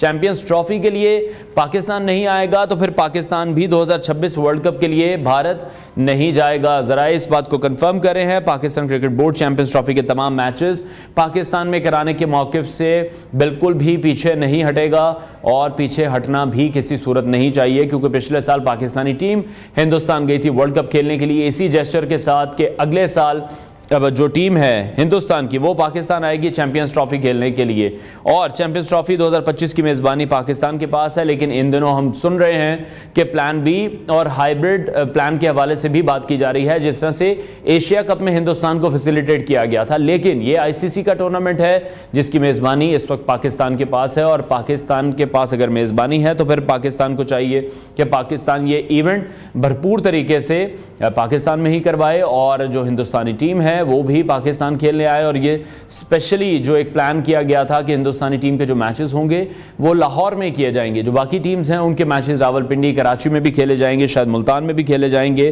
तमाम मैचेस पाकिस्तान में कराने के मौक़िफ़ से पाकिस्तान किसी भी सूरत में नहीं हटेगा। ये अब ऐलान सामने आया है। PCB 3 तमाम वेन्यूज़ पर 8 मैचेस के टीमों के मैचेस के इंतजामात कराने में इस वक्त हमें मसरूफ़ भी दिखाई दे रहा है। चैंपियंस ट्रॉफी के लिए स्टेडियम्स की जो अपग्रेडेशन है उसके लिए भी भारी खर्चात किए जा रहे हैं। हाइब्रिड और प्लान बी की बातें होने से PCB अपने इंतजामात को किसी सूरत भी नहीं रोकेगा, क्योंकि हिंदुस्तान की तरफ से पहले भी बहुत बार इस तरह की हरकत की जा चुकी हैं। एशिया कप में भी हमने देखा था कि हाइब्रिड वेन्यू पर पाकिस्तानी टीम को जाकर खेलना पड़ा था हिंदुस्तान से। ज़रा ये कह रहे हैं कि भारत के सिवा चैंपियंस ट्रॉफी की तमाम टीमें पाकिस्तान में खेल चुकी हैं, क्योंकि जब भी इस तरह की कोई बात होती है तो सिक्योरिटी कंसर्न्स ही शो किए जाते हैं कि पाकिस्तान में सिक्योरिटी के मसाइल हैं। लेकिन ऑस्ट्रेलिया, इंग्लैंड, न्यूजीलैंड, दुनिया की तमाम बड़ी टीमें पाकिस्तान में आकर अपने मैचेस खेल चुकी हैं और भारत का पाकिस्तान ना आने का जो मौक़िफ़ है वो बहुत कमज़ोर है। और इस ऐलान को जोड़ दिया जाता है हुकूमती फ़ैसले से। पाकिस्तान भी 2026 के T20 वर्ल्ड कप के लिए भारत नहीं जाएगा, क्योंकि जो माजी के मुकाबले हैं, माजी के मुकाबले में भी पाकिस्तान अब मुस्तकबिल में भी अपना सख्त मौक़िफ़ अपनाएगा। तो ये चैंपियंस ट्रॉफी के हवाले से अपडेट थी जो हमने आपके साथ शेयर की है। एक और इंटरेस्टिंग न्यूज़ है जो आपके साथ शेयर करेंगे। पाकिस्तान के मकबूल अदाकार हैं इमरान अब्बास, जिन्होंने ये दावा किया है कि दी सिम्पसन्स एनिमेटेड सीरीज़ ने बगैर सुर के गाने गाने वाले चाहत फ़तेह अली खान के रीमेक गाने बदोबदी की शोहरत की पेशगोई पहले ही कर दी थी। हाल ही में अदाकार ने इंस्टाग्राम पर स्टोरी शेयर की है जो कि काफ़ी वायरल हो रही है। इमरान अब्बास की शेयर करदा स्टोरी में हम देख रहे हैं कि मशहूर ज़माना और दुनिया भर के अहम वाक़यात की पेशगोई करने वाले कार्टून दी सिम्पसंस की पुरानी किस्त का एक मंजर और बदोबदी की वीडियो का स्क्रीनशॉट मौजूद था जिसमें काफ़ी मुमासला दिखाई दे रही है। तो इस स्टोरी पर अदाकार ने लिखा है कि सिम्पसंस ने फिर कर दिखाया है जैसा कि वो माजी में करते आए हैं। सिम्पसंस ने पहले ही बता दिया था कि हम पर चाहत फ़तेह अली खान का अजाब आएगा। चाहत फ़तेह अली खान की शेयर करदा तस्वीर में सिम्पसंस कार्टून कैरेक्टर का हेयर स्टाइल चाहत फ़तेह अली खान से मिलता जुलता है। इस तस्वीर में चाहत फ़तेह अली खान मास्टर रखने वाले शख्स के साथ कार्टून कैरेक्टर भी मौजूद है जिसे वायरल बदोबदी की मॉडल विजदान राव करार दिया जा रहा है। 9 मिलियन इंस्टाग्राम फॉलोअर्स के साथ पाकिस्तान के सबसे ज़्यादा फॉलो किए जाने वाले अदाकार इमरान अब्बास ने सिम्पसंस की पुरानी किस्त और बदोबदी में मुमासला देखकर खुद भी हैरानगी का इजहार किया है और अपने फॉलोअर्स को भी हैरत में मुब्तला कर दिया है। हमें याद रहे कि सिम्पसंस एनिमेटेड सीरीज़ ने माजी में भी ऐसी बहुत सी पेशगोइयाँ की हैं जो कहाँ तक हकीकत पर मबनी है ये तो हमें मालूम नहीं है, लेकिन ये पेशगोइयाँ बेहद दिलचस्प और अजीब होती है। यकीनन अदाकार इमरान अब्बास ने भी ये स्टोरी सिर्फ तफरीही अंदाज के तौर पर ही शेयर की है और इस स्टोरी पर सोशल मीडिया सारिफीन ने भी तफरी और शकूक व शबहात की आमेजिश के साथ ही जवाब दिया है। और एक सारिफ ने मज़ाहिया अंदाज में तबसरा किया है कि स्टीव विंडर है। एक और ने कहा है कि मुझे पूरा यकीन है कि स्टीव विंडर था लेकिन इससे भी ज़्यादा मज़ीक़ खेज़ है। चाहे मजाक में हो या संजीदा गौर व फिक्र में, इमरान अब्बास ने यकीनी तौर पर हंसी और तफरी को जन्म दिया है। इस तरह की पहले भी हमने देखा कि बहुत सी स्टोरीज़ मंजर आम पर आती रही हैं और चाहत फ़तेह अली खान के हवाले से ये जो अब हम देख रहे हैं कि इंकशाफ सामने आया है इमरान की जानिब से, ये बड़ा ही हैरानकुन है। इस तरह की स्टोरीज़ पहले भी काफ़ी बार मंजर आम पर आ चुकी हैं। ब्रेक लेते हैं नाज़रीन, ब्रेक के बाद आपको दोबारा ज्वाइन करेंगे।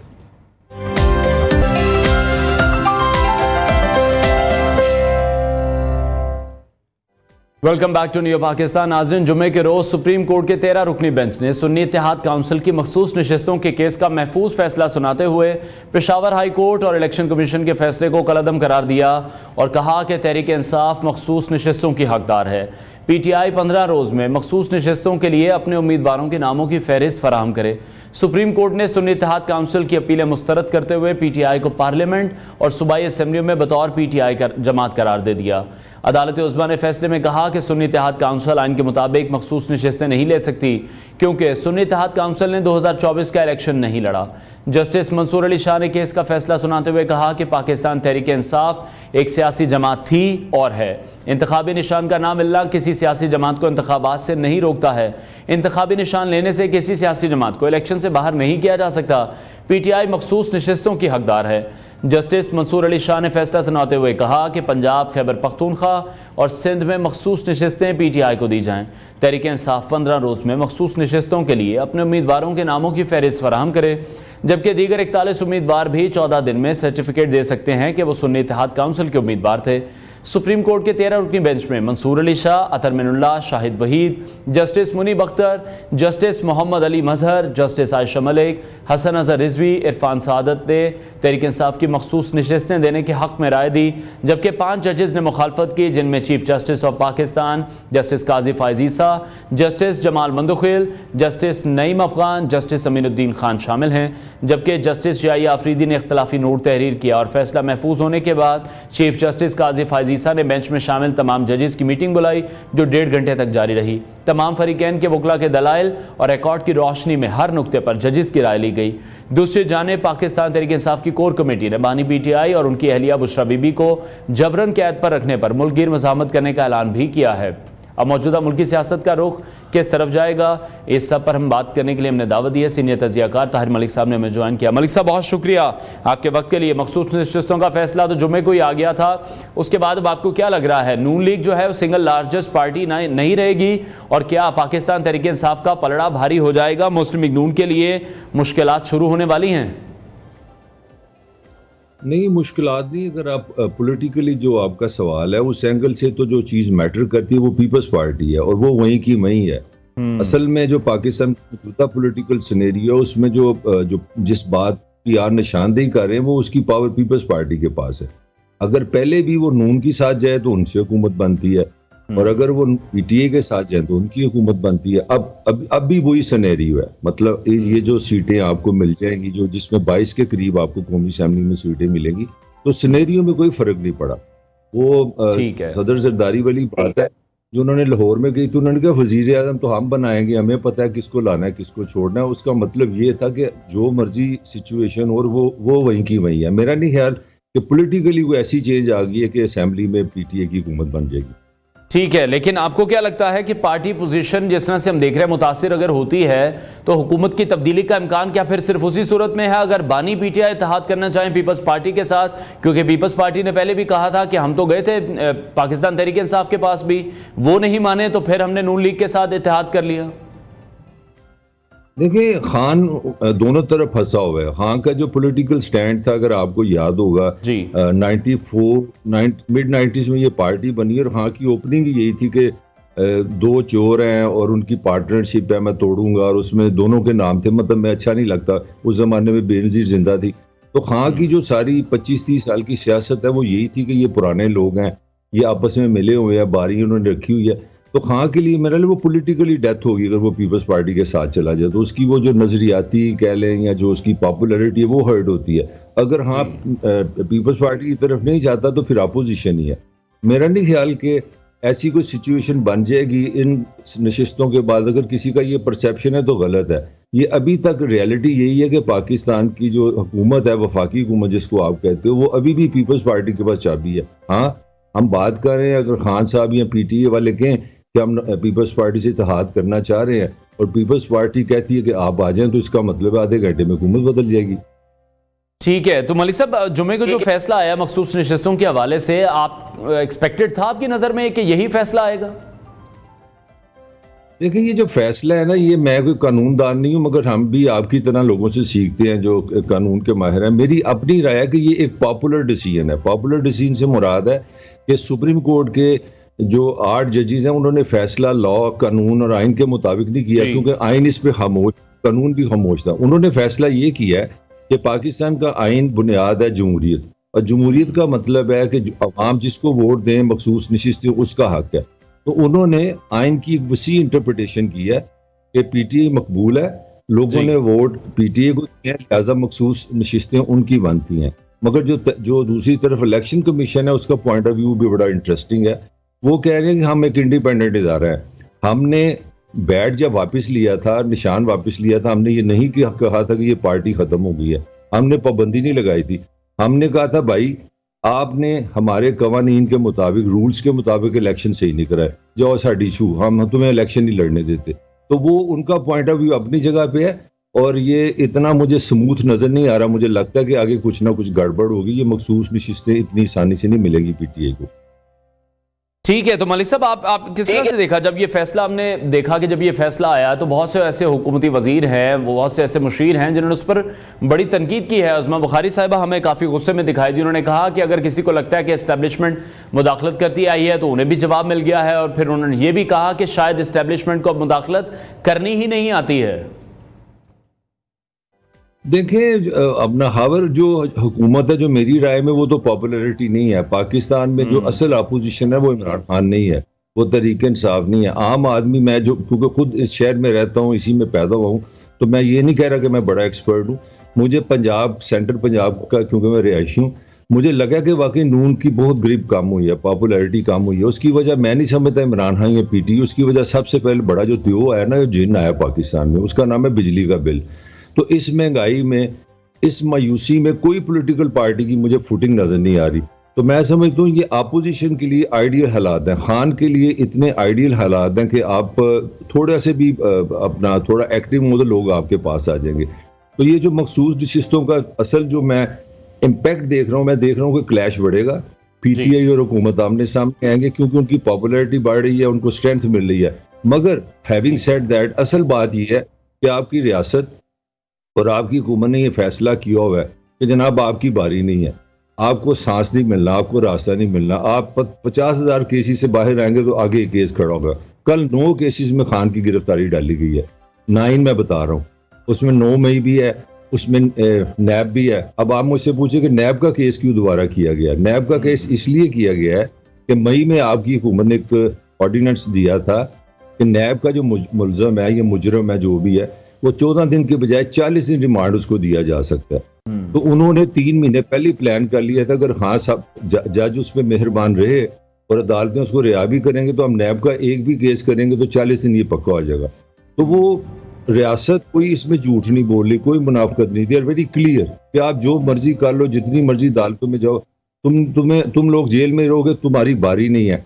तो इस हवाले से पाकिस्तान में मायूसी भी बढ़ेगी, पाकिस्तान में तनाव भी बढ़ेगा, पाकिस्तान में पॉलिटिकल अदम इस्तेकाम भी बढ़ेगा और पाकिस्तान में जो स्ट्रेस है बिटवीन हुकूमत और अपोजिशन वो बहुत ज़्यादा हो जाएगा, ये मैं कह सकता हूँ। ठीक है। अच्छा मलिक साहब, सोशल मीडिया पर भी हम देखते हैं, जाहिर बात है तमाम जमातें हैं, उनकी अपनी अपनी एक ब्रिगेड मौजूद है, एक एक नज़रिया, एक सोच मौजूद है। वहाँ पर हम ये भी देखते हैं कि जैसे ही पीटीआई के हक में फैसला आया है तो पाकिस्तानी अदलिया जो कि 127वें नंबर पर मौजूद है, जो ताने पाकिस्तानी अदलिया को पहले पाकिस्तान तहरीक इंसाफ के सोशल मीडिया अकाउंट से दिए जा रहे थे, वो अब एकदम हमने देखा कि 127वें नंबर से पहली पोजीशन पर सोशल मीडिया पर आ गई है। जब भी इनके हक में फैसला आ जाए तब अदालतें ठीक हैं, अदरवाइज तो अदालतों पर जितनी तनकीद की जाती है, इसको आप किस तरह से देखते हैं?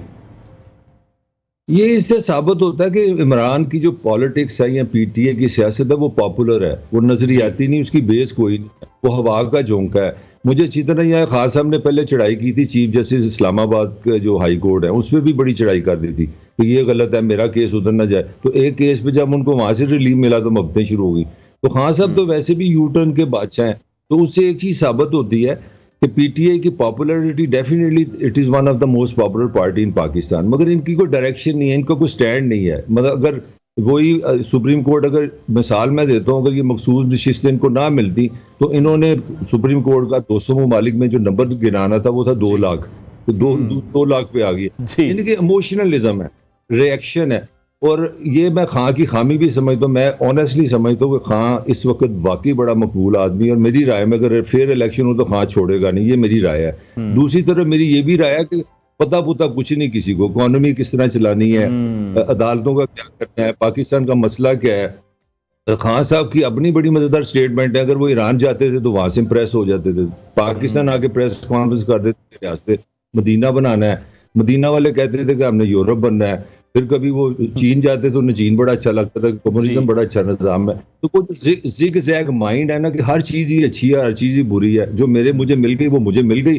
तो वो सोशल मीडिया है भी वैसे इंपल्सिव चीज है, ये कोई स्टेबल नहीं है, कोई इंटेलेक्चुअल काम नहीं है, डेप्थ नहीं है। इसीलिए सोशल मीडिया को बड़ा दुख की बात है कि पाकिस्तान में मैस मीडिया दिन ब दिन नीचे जा रहा है और सोशल मीडिया ऊपर आ रहा है, और उसका ये बिल्कुल ठीक है। मलिक साहब, अभी पाकिस्तान तहरीक इंसाफ के बहुत से ऐसे रहनुमा हैं जिनमें हम देख रहे हैं चेयरमैन बैरिस्टर गौहर खान भी है, वो भी यही कह रहे हैं कि हमारे जितने भी MNAs हैं उनके भी 41 में से 25 के हल्फनामे आ चुके हैं। तो जो हमारे MNAs को उठाया जा रहा है उस हवाले से भी सुप्रीम कोर्ट को चाहिए कि जल्द अज जल्द समाअत करे। और बहुत से ऐसे रहनुमाओं की जानिब से स्टेटमेंट ये आ रही है कि हम पर बहुत ज़्यादा दबाव मौजूद है, हमारे जितने भी ऐसे MNAs हैं हमें खुद उन्हें सिक्योर करना पड़ रहा है क्योंकि उन्हें उठाने के लिए प्लानिंग्स की जा रही हैं। अच्छा डियर, इसमें बड़ी इंटरेस्टिंग बात है, ये कन्वीनियंस की बात है। अगर आप वर्ल्ड हिस्ट्री पढ़ो ना सियासत की, तो सियासी तब्दीलियां सियासतदान लेके आए हैं थ्रू पॉलिटिकल ऑर्गेनाइजेशन, लोगों को ऑर्गेनाइज करके उन्होंने निज़ाम बदला है। ये जो कन्वीनियंस है कि 7 जज सारा पाकिस्तान बदलने और एस्टेब्लिशमेंट को बदलने, ये इस तरह नहीं होगा। 76 ईयर आपके सामने है, 33 साल 33 ईयर्स तो 4 जर्नैलों ने यहाँ पे हुकूमत की, 33 साल में कौन सा जज था जो उनको निकाल सका। तो मेरा ख्याल है ये एक्सपेक्टेशन ही बहुत ओवररेटेड है कि सुप्रीम कोर्ट हमें ये दे दे, सुप्रीम कोर्ट हमें वो दे दे, सुप्रीम कोर्ट तो देती जाएगी। मतलब सुप्रीम कोर्ट, मुझे इसका आप जवाब दो, मैं अब तुमसे सवाल करता हूँ, बंदयाल कौन था, चीफ जस्टिस था, किसका था, सुप्रीम कोर्ट था। सुप्रीम कोर्ट के चीफ जस्टिस ने इलेक्शन कमीशन को क्या काका इलेक्शन कराओ, वो आज तक इलेक्शन नहीं हुए। वेयर इज तौहीन अदालत, वेयर इज इलेक्शन कमीशन। किसी एक बंदे ने पाकिस्तान से पूछा आज तक जाके सुप्रीम कोर्ट के, यार चीफ जस्टिस ने कहा है सुप्रीम कोर्ट, और हमें तुम जैसे जो समझदार लोग हैं उन्होंने बताया कि आसमान पे अल्लाह मियां है, जमीन पे सुप्रीम कोर्ट है। सुप्रीम कोर्ट ने कहा जी इलेक्शन कराओ, उन्होंने कहा भाजी पैसे नहीं है जो तुम पैसे दे दो अपनी तरह जो तुम करा देने। तो मैं मतलब व्हाट इज कॉमेडी। अगर गौहर का ख्याल है ये रेवोल्यूशन, ये जो जमहूरियत है, ये जो अवाम को सारी ताकत, ये खां का भी ये ख्याल था भाई अदालतें ठीक हो जाए तो सब ठीक हो जाएगा, कर ले तू सही कर ले, 3.5 साल तो रहे ना, क्या बदला। अब मखसूस नशिस्तें आपके सामने हैं, हाँ के 50 केसेस में जमानत हुई है, मगर वेयर आर दी कोर्ट्स उसको रिलीफ देती है, वो दूसरा रियासत आप में मुकदमा बना देती है। तो मैं जो कहना ये चाह रहा हूँ कि अल्टीमेटली आपको पॉलिटिकली ऑर्गेनाइज होना पड़ेगा, क्लैरिटी के साथ आना पड़ेगा, और आपको एक प्लान देना पड़ेगा कि पाकिस्तान का आइन किस तरह चलेगा, पाकिस्तान के इदारे किस तरह चलेंगे, लोगों को एजुकेट करें और नेगोशिएशन से पाकिस्तान बदलें। इस तरह अदालतों से नहीं आप बदल सकेंगे। ठीक है, लेकिन मलिक साहब जिस प्लान की हम बात कर रहे हैं उस पर हम यही कहते थे कि पाकिस्तान पीपल्स पार्टी की अगर बात कर लें या मुस्लिम लीग नून की बात कर लें, इनको काम का एक्सपीरियंस है, मुल्क की इकॉनमी को अच्छे से चला सकते हैं। तो ये मुल्क की इकॉनमी किस तरह से चला रहे हैं? हम बिजली को देख लें, गैस को देख लें, पेट्रोल की कीमतों में अगर देख रहे हैं उस मुसलसल इजाफा किया जा रहा है, जो लार्ज स्केल फैक्ट्रीज हैं वो बंद हो रही हैं, हज़ारों अफराद बेरोजगार हो रहे हैं। तो ये वाली हुकूमत भी हमें किसी तरह से भी मईशत को संभालती दिखाई नहीं दे रही है। जितनी महंगाई ये कर रहे हैं, जितना आवाम पर ये बोझ डाल रहे हैं, फिर तो किसी को भी हुकूमत में ले आए वो भी ये सब कर लेगा।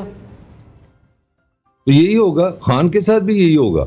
मुझे आप जैसे एक बड़ा ताकतवर बंदे ने 6 महीने पहले पूछा एज ए जर्नलिस्ट कि यार इमरान खान का क्या हाल है, पीटीए का। मैं कहा उसको हुकूमत दे। कहता यार वो तो हमारे बड़ा खिलाफ है, वो तो बड़ी बड़ी स्टेट। मैं कहा 6 महीने में, जब मैंने तब उसको कहा था, क्योंकि थोड़ी सी अगर आपको समझ हो IMF की, तो सब बच्चे को पता था आने वाले 6 महीने क्या है। मैंने कहा जब 80 रुपए पेट्रोल पे 1 लीवी लगेगा, अगर आप 100 रुपए का यूनिट बेचेंगे, बेरोजगारी आप राज्य के रखेंगे, मौसमी तब्दीलियां आपके सामने है, तो कोई तैयार ही नहीं है, किसी के पास प्लान नहीं है। अब खान सबसे अच्छा आदमी है ना, 5 वजीर खजाना बदले थे खान ने 3.5 साल में, 5। और उसको कभी समझ ही नहीं आती थी। कभी कहता था IMF के पास नहीं जाऊंगा, मैं खुदकशी कर लूंगा। फिर वो असद उमर बाद में खुदकशी के लिए चला गया। खान ने की नहीं, बहरहाल अच्छी बात है। पॉइंट मेरा ये है कि सारे एक जैसे हैं। मुझे आप बता दो क्या फर्क है, what is the difference between Peoples Party, Noon. अब नून कह रही है हमने निजकारी करनी है। पीपल्स पार्टी की पैदाइश में था प्रो मजदूर कि हमने निजकारी नहीं करनी, हमने नेशनलाइजेशन करनी है, वो चुप है।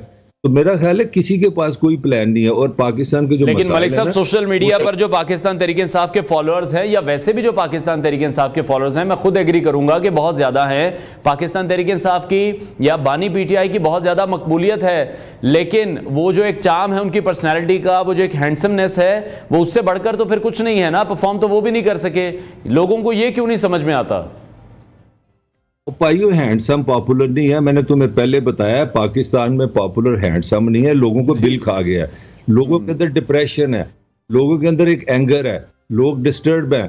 तेरे जितने भी सोने मुंडे ने सारे कनाडा जा रहे हैं, बाकी बची ही कुछ नहीं। तो वो जो डिप्रेशन, एक्सटर्नल डिप्रेशन है, वो कैथारसिस बन गया PTI के पास कोई प्लान नहीं है। 3.5 साल में मुझे बता दो उन्होंने IPPs को पढ़े है, जो असल इशू है पाकिस्तान का। जी हाँ ने 25 साल शोर डाला था, 2 करोड़ बच्चे मेरे जो है स्कूलों में नहीं है। 3.5 साल इसकी हुकूमत रही है और 12 साल से ये KPK में हुकूमत कर रहा है। कितने वो करोड़ बच्चे वापस आए स्कूलों में? 2 करोड़ 82 लाख हो चुके हैं। हाँ तो वद्दे ने ना वो बात सही की थी, उसने कहा 2 करोड़ नहीं देंगे, 2 करोड़ नहीं दे, 2 करोड़ 80 हो गया। इमरान की बात सही साबित होगी। तो पॉइंट क्या है, मुझे बता दो कि किस पार्टी के पास क्या प्लान है। पाकिस्तान के जो इशू हैं बड़े फंडामेंटल हैं, वो पीसफुल हैं, वो आराम से बैठ के एक लंबी प्लानिंग के साथ आपको चलना पड़ेगा। आपको एक शॉर्ट टर्म प्लानिंग की जरूरत है, एक लॉन्ग टर्म प्लानिंग की जरूरत है। जहाँ पे मीडिया सुबह दोपहर शाम एक ही रोला डालता रहे कि ये हुकूमत गई, ये हुकूमत गई, who will handle Pakistan? No one will handle. हमारे यहाँ अब फिर बहस शुरू हो गई है कि शहबाज की हुकूमत जा रही है। ना आपका इस्तेकाम है, ना आपके पास एजुकेशन है। आपकी यूनिवर्सिटियों, जो मेरे जैसे आम से बंदे हैं जो MA की डिग्री लेके समझ नहीं आती सी कितों से पढ़े लिखे हैं, तो हमारे बड़े बुनियादी मसाइल हैं और उसका किसी की कोई प्लानिंग ही नहीं है। ठीक है, बहुत शुक्रिया। सीनियर तजज़ियाकार ताहिर मलिक साहब हमारे साथ इन कॉन्वर्सेशन थे। नाज़रीन ब्रेक लेते हैं, ब्रेक के बाद आपको दोबारा ज्वाइन करेंगे।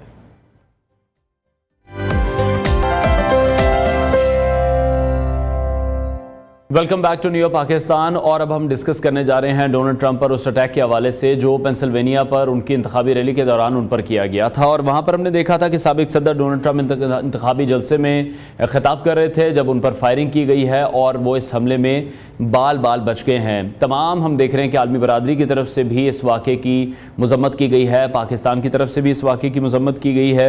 इसी तमाम सूरत हाल पर हम बात करेंगे। माहिर बैनुल-अक़वामी उमूर हामिदुल मशरकी साहब ने हमें ज्वाइन किया। हामिद साहब बहुत शुक्रिया आपके वक्त के लिए।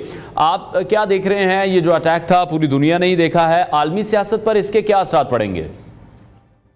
देखिए अनवार, बात ये है कि बिलाशुबा ये अटैक जो है ये एक बार वही कहेंगे कि बुज़दिलाना और दहशतगर्दाना कार्रवाई है, लेकिन इसके साथ साथ बहुत सारे सवालात उठ गए हैं इस अटैक के बाद। अमेरिका के जो सिक्योरिटी के इदारे हैं उनकी कारकर्दगी के हवाले से, FBI और CIA के कारकर्दगी के हवाले से कि एक साबिक सदर को किस अंदाज की सिक्योरिटी दी जा रही है, जबकि ये इस बात के खदशे का इजहार तो बार बार किया जा रहा था कि किसी भी शिद्दत पसंद की जानिब से सदर ट्रंप को जो है वो निशाना बनाया जा सकता है।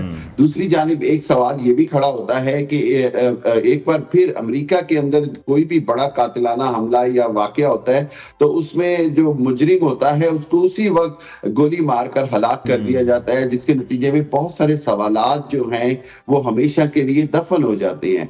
तीसरी बात यह है कि जिस अंदाज में सदर ट्रंप ने फौरी तौर पर रिएक्ट किया रिकवर करके और जिस अंदाज में मुक्का लहराया, उससे ये बात साबित होती है कि उन्होंने इस बात का इशारा दिया कि वो अपनी तहरीक भी जारी रखेंगे और वो इलेक्शन जीतने पर पुरुमीद हैं, पूरी यकीन है और वो मुकाबला करेंगे। और सबसे बढ़कर ये कि जो ट्रंप के मुखालिफिन हैं और जो ट्रंप के जो कैंपेन के इंचार्ज हैं, उन्होंने बड़ा वाज़े तौर पर इस सारे हमले का मूर्द इल्जाम जो है वो अमेरिकी हुकूमत और सदर बाइडन को खुसूसी तौर पर ठहराया कि सदर बाइडन ने जिस अंदाज में सदर ट्रंप को शिद्दत पसंद और सफेद फार्म शिद्दत पसंद पेश कर दिया है, उसके लिए उनकी जान को खतरे में डाल दिया गया है। तो मैं ये समझता हूं कि बहुत सारे सवालात हैं जिनके जवाबात जो है वो अब अमेरिकी हुकूमत की जानिब से भी आएंगे। वो कि जो बाइडन ने वाज़े तौर पर कहा जी कि हम इसकी तहकीक भी कर रहे हैं और दूसरी जानिब CIA और FBI की जानिब से भी बयानात सामने आ गए हैं कि मुकम्मल तौर पर तहकीकात की जाएंगी। डायरेक्टर CIA को नोटिस कर दिया गया है। तो अब देखना ये होगा कि क्या इससे अमेरिका के इंतखाबात पर असर पड़ेगा, तो जरूर पड़ेगा। सदर ट्रंप की मकबूलियत जो है वो मजीद बढ़ेगी और जो थोड़ी बहुत रुकावट नजर आ रही थी, मुझे ऐसे लग रहा है कि सदर ट्रंप जो हैं वो बड़े आराम से ये इलेक्शन जीत जाएंगे। ठीक हो गया। अच्छा, जिस तरह हमें सब आपने भी ये बात की है कि अब बड़े आराम से वो इलेक्शन जीत सकते हैं। जो ये वाकया हुआ, बहुत से ऐसे लोग हैं पाकिस्तान में भी, पाकिस्तान से बाहर भी, जो कि बानी PTI पर भी जब अटैक हुआ था और इस हमला जो डोनाल्ड ट्रंप पर हुआ है, इनमें बड़ी ममासलत का वो इजहार कर रहे हैं। आपको लगता है कि ये दोनों अटैक हैं उनमें बड़ी ममासलत भी है? और साथ ही साथ जिस तरह से आप ये कह रहे हैं बानी PTI की पार्टी ने भी जिस तरह सीटें निकाली हैं, जिस तरह से वो भी इंतखाबात में जीते थे, अभी यही कह रहे हैं कि ट्रंप भी इन इंतखाबात को आसानी से जीत सकते हैं। बेशक अनवार, बहुत सारी सिमिलैरिटीज हैं। जिस अंदाज की सदर ट्रंप सियासत करते हैं, जिसके अंदर वाज़े तौर पर एस्टेब्लिशमेंट के खिलाफ या एस्टेब्लिशमेंट से हटकर सियासत की बात की जाती है। दूसरी बात यह कि सदर ट्रंप और बानी PTI की सियासत और जिस तरह हमला है उसमें बहुत सारी सिमिलैरिटीज हैं। लेकिन एक बात जहन में रखें कि ये एक अवामी रद्द अमल होता है। जब भी किसी अवामी मकबूल लीडर को निशाना बनाया जाता है तो अवाम की जानिब से उसकी तरफ मजीद हमदर्दी आती है। ये एक नेचुरल फिनोमिना है। और एक और बात आप समझे वो ये कि जो सदर ट्रंप पर हमला होता है उसके अंदर जिस अंदाज में हमला और वीडियो पहले रिकॉर्ड करा देता है, सारा कुछ कर देता है, इसी तरह की सूरत हाल बानी PTI के ऊपर हमले में भी आई कि पहले से वीडियो रिकॉर्ड होगी। एक और अहम बात, स्नाइपर और शूटर दो डिफरेंट जगह से आते हैं। बानी PTI के हवाले से भी स्नाइपर और शूटर दो जगह से आते हैं। तो बहुत सारी सिमिलैरिटीज है। लेकिन पॉलिटिकली मैं एक बात जरूर कहूंगा और वो ये कि अमेरिका की अवाम भी मौजूदा जो बाइडन हुकूमत से बहुत नाला है, उसके इक़दामात से, महंगाई के हवाले से और बहुत सारे जो इश्यूज वहां चल रहे हैं। तो हुकूमतें जो हैं वो अपनी नाकामियों से फेल होती हैं, ना कि ये कि किसी की इंतखाबी मुहिम से फेल हो। यही सूरत अमेरिका में आई, यही हमने पाकिस्तान में भी देखा। मेरा ख्याल ये है कि सदर ट्रंप के लिए अब सियासत के अंदर मजीद एक नया अंदाज हमें देखने को मिलेगा। हमने देखा कि उनकी बेटी ने भी बयान दिया है, उनके दामाद ने भी बयान दिया है और सबसे बढ़कर ये कि सदर ट्रंप ने जिस अंदाज में फौरी तौर पर कहा कि मैं लड़ूंगा और I will stay here for the change. तो मेरा ख्याल ये है कि अमेरिका के अंदर ये एक अहम सवाल है, लेकिन पूरी दुनिया के अंदर अमेरिका में सिक्योरिटी के हवाले से जो सवालात उठाए गए हैं, इसका अमेरिकी सिक्योरिटी इदारों को जवाब जरूर देना होगा। ठीक हो गया। अच्छा, जिस तरह से हमने देखा कि तमाम ही ममालिक के जो सरबराहान हैं उन्होंने इस वाक़े की मज़म्मत भी की है, पाकिस्तान से भी इस वाक़े की मज़म्मत की गई है। रशियन सदर व्लादिमीर पुतिन ने इस हवाले से जो जिम्मेदार हैं वो बाइडन को करार दिया है। जी बिल्कुल ऐसे ही है। देखिए बात ये है कि बड़ी वाज़ेह तौर पर पुतिन के बारे में ये कहा जाता है कि वो ट्रंप के साथ हमदर्दाना या दोस्ताना रवैया रखते हैं और इस हवाले से वो डेमोक्रेट्स को बहुत सारे मामलात का कसूरवार समझते हैं। और रिपब्लिकन और रशिया की जो एक थोड़ी सी हमेशा से एक अंडरस्टैंडिंग रही है वो हमेशा से हमें नजर आती है। और पुतिन के इस बयान को मैं समझता हूँ कि ट्रंप को फायदा नहीं बल्कि ट्रंप को नुकसान हो सकता है, क्योंकि जो कौम परस्त अमरीकी हैं वो भी नहीं चाहते हैं कि किसी भी हालत में उनके मुल्की मामलात में रशिया या चाइना या कोई भी और बड़ा मुल्क इस अंदाज में मुदाखलत करे। लेकिन इससे इनकार नहीं है कि जो बाइडेन के ऊपर बहुत सारे सवालात खुद उठाए गए। और सबसे बड़ी बात यह कि जिस अंदाज में पिछले सदारती मुबाहसे में सदर जो बाइडेन फेल हुए, मुकम्मल तौर पर सदर ट्रंप के आगे जिसे कहते हैं ढेर हो गए, उसके बाद से ये बातें कही जा रही थी कि सदर जो बाइडेन को तो सदारती उम्मीदवार भी नहीं होना चाहिए और डेमोक्रेट्स को कोई और मुतबादल सामने लाना चाहिए। तो इस सारी सूरत के अंदर अगर इसको देखा जाए तो कभी एक अंदाज ये भी बनता है कि क्या जो बाइडेन की तरफ से या उनके हमायतियों की तरफ से ये कोई डेस्परेट मैयर है, ये कोई ऐसा इकदाम है जिसके अंदर उनकी कोशिश है कि इसको सदर ट्रंप को शायद मंजर से हटाने से जो बाइडेन को फायदा होता। मैं समझता हूँ बहुत सारे सवालात हैं जिनके जवाबात जो हैं वो वक्त आने पर मिलेंगे। ठीक हो गया। अच्छा, हमें सब कुछ और भी सिमिलैरिटीज़ हैं जो कि मैं आपसे भी शेयर करना चाहूँगा। आपको भी ये सिमिलैरिटीज़ ज़रूर याद होंगी। जैसे कि ट्रंप की हम बात करें, उनकी उम्र तकरीबन 78 साल है, बानी पीटीआई की उम्र तकरीबन 72 साल है, लेकिन इन दोनों के जो फ़ैन फॉलोअर्स हम देखते हैं वो हमारी यूथ ही है। अमेरिका में भी देखें तो वो यूथ फॉलो करती है डोनाल्ड ट्रंप को, यहाँ पर हम देखें तो यूथ फॉलो करती है बानी पीटीआई को। उसके बाद जिस तरह से 3 शादियों का जिक्र है ट्रंप की, उसी तरह से बानी पीटीआई की भी 3 शादियों का जिक्र है। 2014 में जिस तरह से पार्लियामेंट पर अटैक किया गया, उसी तरह से 2021 में ट्रंप के हामियों ने हमने देखा कि वॉशिंगटन में कांग्रेस की इमारत पर हमला किया था। तो सिमिलैरिटीज बहुत ज्यादा है और जो कंपैरिजन ड्रॉ हो रहे हैं सोशल मीडिया पर इन दोनों के हवाले से वो बहुत ही अजीबोगरीब हैं। और यही कहा जाता है कि ट्रंप और बानी पीटीआई की जो असल ताकत है वो उनके मुखालिफिन की गलतियां ही रही हैं हमेशा से। अनवार, मैं आपको दाद देता हूं कि आपकी रिसर्च बहुत अच्छी है। मैंने इस चीजों को खुद भी रिसर्च किया कि इतनी ज्यादा सिमिलैरिटीज हैं इस सारे वाकये के अंदर के हैरान होते हैं। लेकिन आपने बिल्कुल ठीक कहा कि हमदर्दियां जो होती हैं वो लाजमी तौर पर बढ़ती हैं। और सबसे बढ़कर ये कि जिस अंदाज में कम बैक किया बानी पीटीआई ने भी और बिलाशुबा भी ट्रंप ने भी, जिस अंदाज में अवाम के अंदर उसी लम्हे आपने रिएक्शन दिया और फिर उसके बाद जिस अंदाज में आपकी जो उनकी जो पार्टी की जो लीडरशिप है या पार्टी की जो ऑर्गेनाइजेशन है उसने पब्लिक को एंगेज किया, चाहे वो पीटीआई हो या चाहे सदर ट्रंप की रिपब्लिकन पार्टी हो, उससे पार्टी को एक ऐसा जिसको कहते हैं ना फैसला कुन फायदा हासिल हो गया। मैं ये समझता हूँ कि दोनों हालतों में बहरहाल एक बात में माननी पड़ेगी और वो ये कि दोनों ने मौत के मुंह से वापस आए हैं। देखें आप ये तो बात जानिए कि एक गोली चंद सेंटीमीटर आगे पीछे हो जाए तो कान और दिमाग में कितना फासला है, ठीक है। इसी तरह बानी पीटीआई उस लम्हे के लिए अगर झुक ना जाते तो शायद, या वो जरा सी मूवमेंट ना करते तो शायद वो गोली कहीं की कहीं चली जाती। तो इस हवाले से बहरहाल मैं समझता हूं कि दोनों की जान बच गई और जान ना बचती तो शायद दोनों मुल्कों के अंदर सूरत बहुत खतरनाक होती, क्योंकि इतनी बड़ी लीडरशिप का कोई भी बड़ा हादसा हो जाना जो है वो किसी भी मुल्क की रियासत के लिए बड़ा खतरनाक होता है। मैं ये समझता हूँ कि बहरहाल इस तरह की जो मिसाल पैदा हो जाती है वो पूरी लीडरशिप को, पूरी जमात को एक नई रूह भी देती है, नया ब्लड भी देती है। लेकिन इसके साथ जुड़े हुए खतरात जो हैं, इसके साथ जो जुड़े हुई मुमकिनात हैं वो बड़ी खतरनाक होती हैं। तो इसलिए कोशिश होनी चाहिए तमाम सियासी ग्रोहों की कि इससे इज्तनाब किया जाए। ठीक है, बहुत शुक्रिया। माहिर बैनुल अक़वामी उमूर हामिदुल मुशर्रकी हमारे साथ इन कॉन्वर्सेशन थे। ब्रेक लेते हैं नाजरीन, ब्रेक के बाद आपको दोबारा ज्वाइन करेंगे।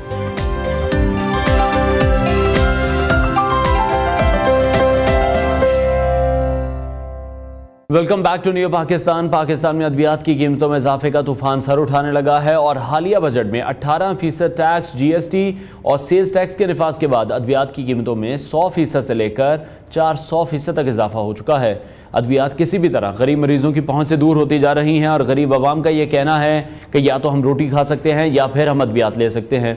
इस हवाले से कुछ रोज़ कबल जस्टिस शाहिद करीम ने पाकिस्तान में अद्वियात की कीमतों के हवाले से एक पिटीशन की सुनवाई के मौके पर रिमार्क्स देते हुए कहा था कि 500 वाली दवाई अगर हम देखें तो वो फिर हमें आई ड्रॉप्स जो हैं वो 2200 रुपये के मिल रहे हैं। याद रहे कि पाकिस्तान की फार्मा मार्केट में हज़ारों अद्वियात की कीमतों में इजाफा हो चुका है और उसमें कुछ अहम ये हैं जिनमें आंखों में दर्द और एलर्जी के आई ड्रॉप्स की कीमत 87 रुपये से बढ़कर 380 रुपये हो चुकी है। जिसमें खून की कमी दूर करने वाली दवाई की अगर हम बात करें तो उसकी कीमत 389 से अब 545 रुपये हो चुकी है। जिसमें दर्द की दवा विंटोजिनो की कीमत 112 से बढ़कर 200 रुपये हो गई है और ये इजाफा 77% है। शुगर टाइप 2 में इस्तेमाल होने वाली दवाई की कीमत 646 रुपये से बढ़कर 1409 रुपये हो चुकी है और इसी तरह बहुत सी दीगर अद्वियात में होशरुबा इजाफा किया गया है। दूसरी जानिब अद्वियात पर सेल्स टैक्स खत्म ना होने की सूरत में एक्शन कमेटी पाकिस्तान मुतबादिल अद्वियात फोरम ने 25 जुलाई से पाकिस्तान भर की तमाम फैक्ट्रीज और मेडिकल स्टोर, फार्मेसीज और तमाम सेंटर बंद करने का ऐलान भी कर रखा है। इसी हवाले से मजीद बात करेंगे। सदर पाकिस्तान फार्मासिस्ट लीगल फोरम नूर महर साहब ने हमें ज्वाइन किया है। नूर साहब, बहुत शुक्रिया आपके वक्त के लिए। हालिया बजट के बाद तो फिर हम यही देख रहे हैं कि हज़ारों अद्वियात की कीमतें बहुत ज़्यादा बढ़ा दी गई हैं, तो इन कीमतों को कंट्रोल करने के लिए कौन सी अथॉरिटी है या कौन से ऐसे लोग हैं जो ये काम कर सकते हैं? देखिए, दवा जो है ना इंसान मजबूरी में ख़रीदता है। जब मौत और ज़िंदगी में होता है तो दवा से ख़रीदनी पड़ती है। लेकिन इसका कंपैरिजन जो है कंपनियों के दबाव में आके, फार्मास्यूटिकल के दबाव में आके हुकूमतों का ये करना कि आलू गाजर और चीनी की तरह जिसकी कीमत भी जिसकी मर्जी है जो लगा ले, ठीक है। दवा जो है वो ड्रग एक्ट 1976 के तहत पाकिस्तान में कंट्रोल होती है, लेकिन अमली तौर पे अब जो है हुआ ये कि 6 फरवरी को 8 फरवरी को इलेक्शन हुए, 6 फरवरी को निगरान हुकूमत काकड़ साहब ने जो है इसके जो कंट्रोल करने का निज़ाम जो था 80,000 दवाइयों की कीमतें का वो कंट्रोल ही नहीं होगी, ठीक है, वो मर्जी होगी डिस्ट्रीब्यूटर की और मैन्युफैक्चरर की, ठीक है। फिर उन्होंने जाते जाते कबीना ने फैसला किया, 19 फरवरी को उन्होंने एक नोटिफिकेशन जारी कर दिया कि जी ये कीमतें कंट्रोल नहीं होंगी, जिसकी मर्जी जो जैसे बेचे, खाए पिए, लूटे, ठीक है। एक्चुअली लूट मार है ना ये, क्योंकि जान बचाने वाली अद्वियात जब महंगी होंगी तो जान तो ज़ाय होगी, ठीक है। ये तो एक समय से ऐसा बड़ा मसला है जो घर का मसला है। बिल्कुल, पहले बिजली के बिलों और गुर्बत की वजह से ये मसाइल हैं। 19 फरवरी के नोटिफिकेशन को हमने लाहौर हाई कोर्ट में चैलेंज किया बतौर वकील, बगौर फार्मासिस्ट जो है इनमें नदीम सरवर साहब ने और सब की मावनत एडवोकेट साहब ने। तो उसमें क्या हुआ कि स्टे हमें मिल गया। फिर 2 अप्रैल को उसका फैसला आया कि जी अब निगरान हुकूमत क्योंकि ख़त्म हो चुकी है, अब नई हुकूमत आ चुकी है, तो इस पर वो वाज़ेह पॉलिसी और इस पर काम करे, ठीक है। उन्होंने काम क्या किया कि 30 मई को वज़ीर आज़म पाकिस्तान ने कहा कि जो कबीना जो निगरान काकड़ साहब ने जो फैसला किया था वो ठीक है, ठीक है। उन्होंने 5 जून को एक नोटिफिकेशन जारी कर दिया कि कीमतें जो है डी कंट्रोल ही रहेंगी और सबका निगरान हुकूमत, हालांकि उसके पास पावर तो नहीं थी डे टू डे वर्क। अच्छा, फिर बात ये है कि ड्रग एक्ट 1976 के तहत जो है वज़ीर आज़म पाकिस्तान शहबाज शरीफ साहब के पास भी पावर नहीं थी, वो फार्मास्यूटिकल कंपनियों के दबाव में आकर और ड्रग माफिया के दबाव में आकर उन्होंने ये फैसले किए हैं। उनको होश के नाखून लेने होंगे, उनको अंदाज़ा नहीं है कुछ, अगर मल्टीनेशनल कंपनियां या बाज़ कंपनियां IMF के ज़रिए या बाकी ज़रिए दवाइयों की कीमतों पर और टैक्सेस जो 18% जो न्यूट्रास्यूटिकल, हर्बल, आयुर्वेदिक, यूनानी तिबी पे लगी हैं, तो वो भी एक बहुत बड़ा जुल्म है, बिल्कुल, ठीक है। अब क्या है कि अब हमने जब ये सारा मामला हुआ तो उन्होंने वज़ीर आज़म साहब ने ना कोई कमेटी बनाई, ना ड्रग अथॉरिटी में कोई ऐसी कमेटी बनी, ना कबीना के लोगों की कोई ऐसी कबीना बनी या कमेटी बनी कि वो इसकी मंजूरी दे। भाई अगर काकड़ हुकूमत साहब ने अगर गलत फैसला किया था तो आप ये तो समझ लें कंटिन्यूटी क्यों चल रही है। ठीक है। अच्छा, यही जो है हमें निशानदही जो है जैसे शाहिद करीम साहब की कोर्ट में भी की और उन्होंने इस चीज़ को रियलाइज़ किया और उन्होंने कहा कि वाकई दवाइयों की कीमतें तो वाकई डी कंट्रोल हो गई हैं। जो 500 रुपए वाले आई ड्रॉप थे वो 2200 रुपए के मिल रहे हैं और बाकी भी दवाइयाँ जो है हज़ारों दवाइयों की कीमतों में इजाफा हो चुका है। तो उस पर हम आवाज़ तो उठाते रहता हूँ एज अ मैं फार्मासिस्ट जो है के तौर पर पब्लिक के लिए ये बहुत ज़रूरी है। लेकिन इस सारे मामले में लेकिन नूर साहब एक वक्त था जब मैं देखता था कि टमाटरों की कीमत पर खुद नोटिस अदालतों की जानिब से ले लिए जाते थे। ये इतना बड़ा मामला है, इस पर किसी अदालत ने कोई नोटिस खुद से लेना मुनासिब नहीं समझा। आपको क्या लगता है लेना चाहिए? 100% से लेकर 400% तक इजाफा हुआ है जो कि अवाम ने ही देना है। जो लोग वो नोटिस निकाल रहे हैं, जो उस पर साइन कर रहे हैं, उनको तो ये सब फ्री में मिलता है। देखिए मैं इंतहाई परेशान हूँ इस मामले पे कि जमात इस्लामी बहुत दावे करती है कि वो अवाम वाले करती है, पीपल्स पार्टी करती है, अवामी हुकूमत है, नून लीग के बहुत सारे सियासी वर्कर्स जो हैं, ख्वाजा इमरान, उन्होंने किसी ने आवाज़ नहीं उठाई।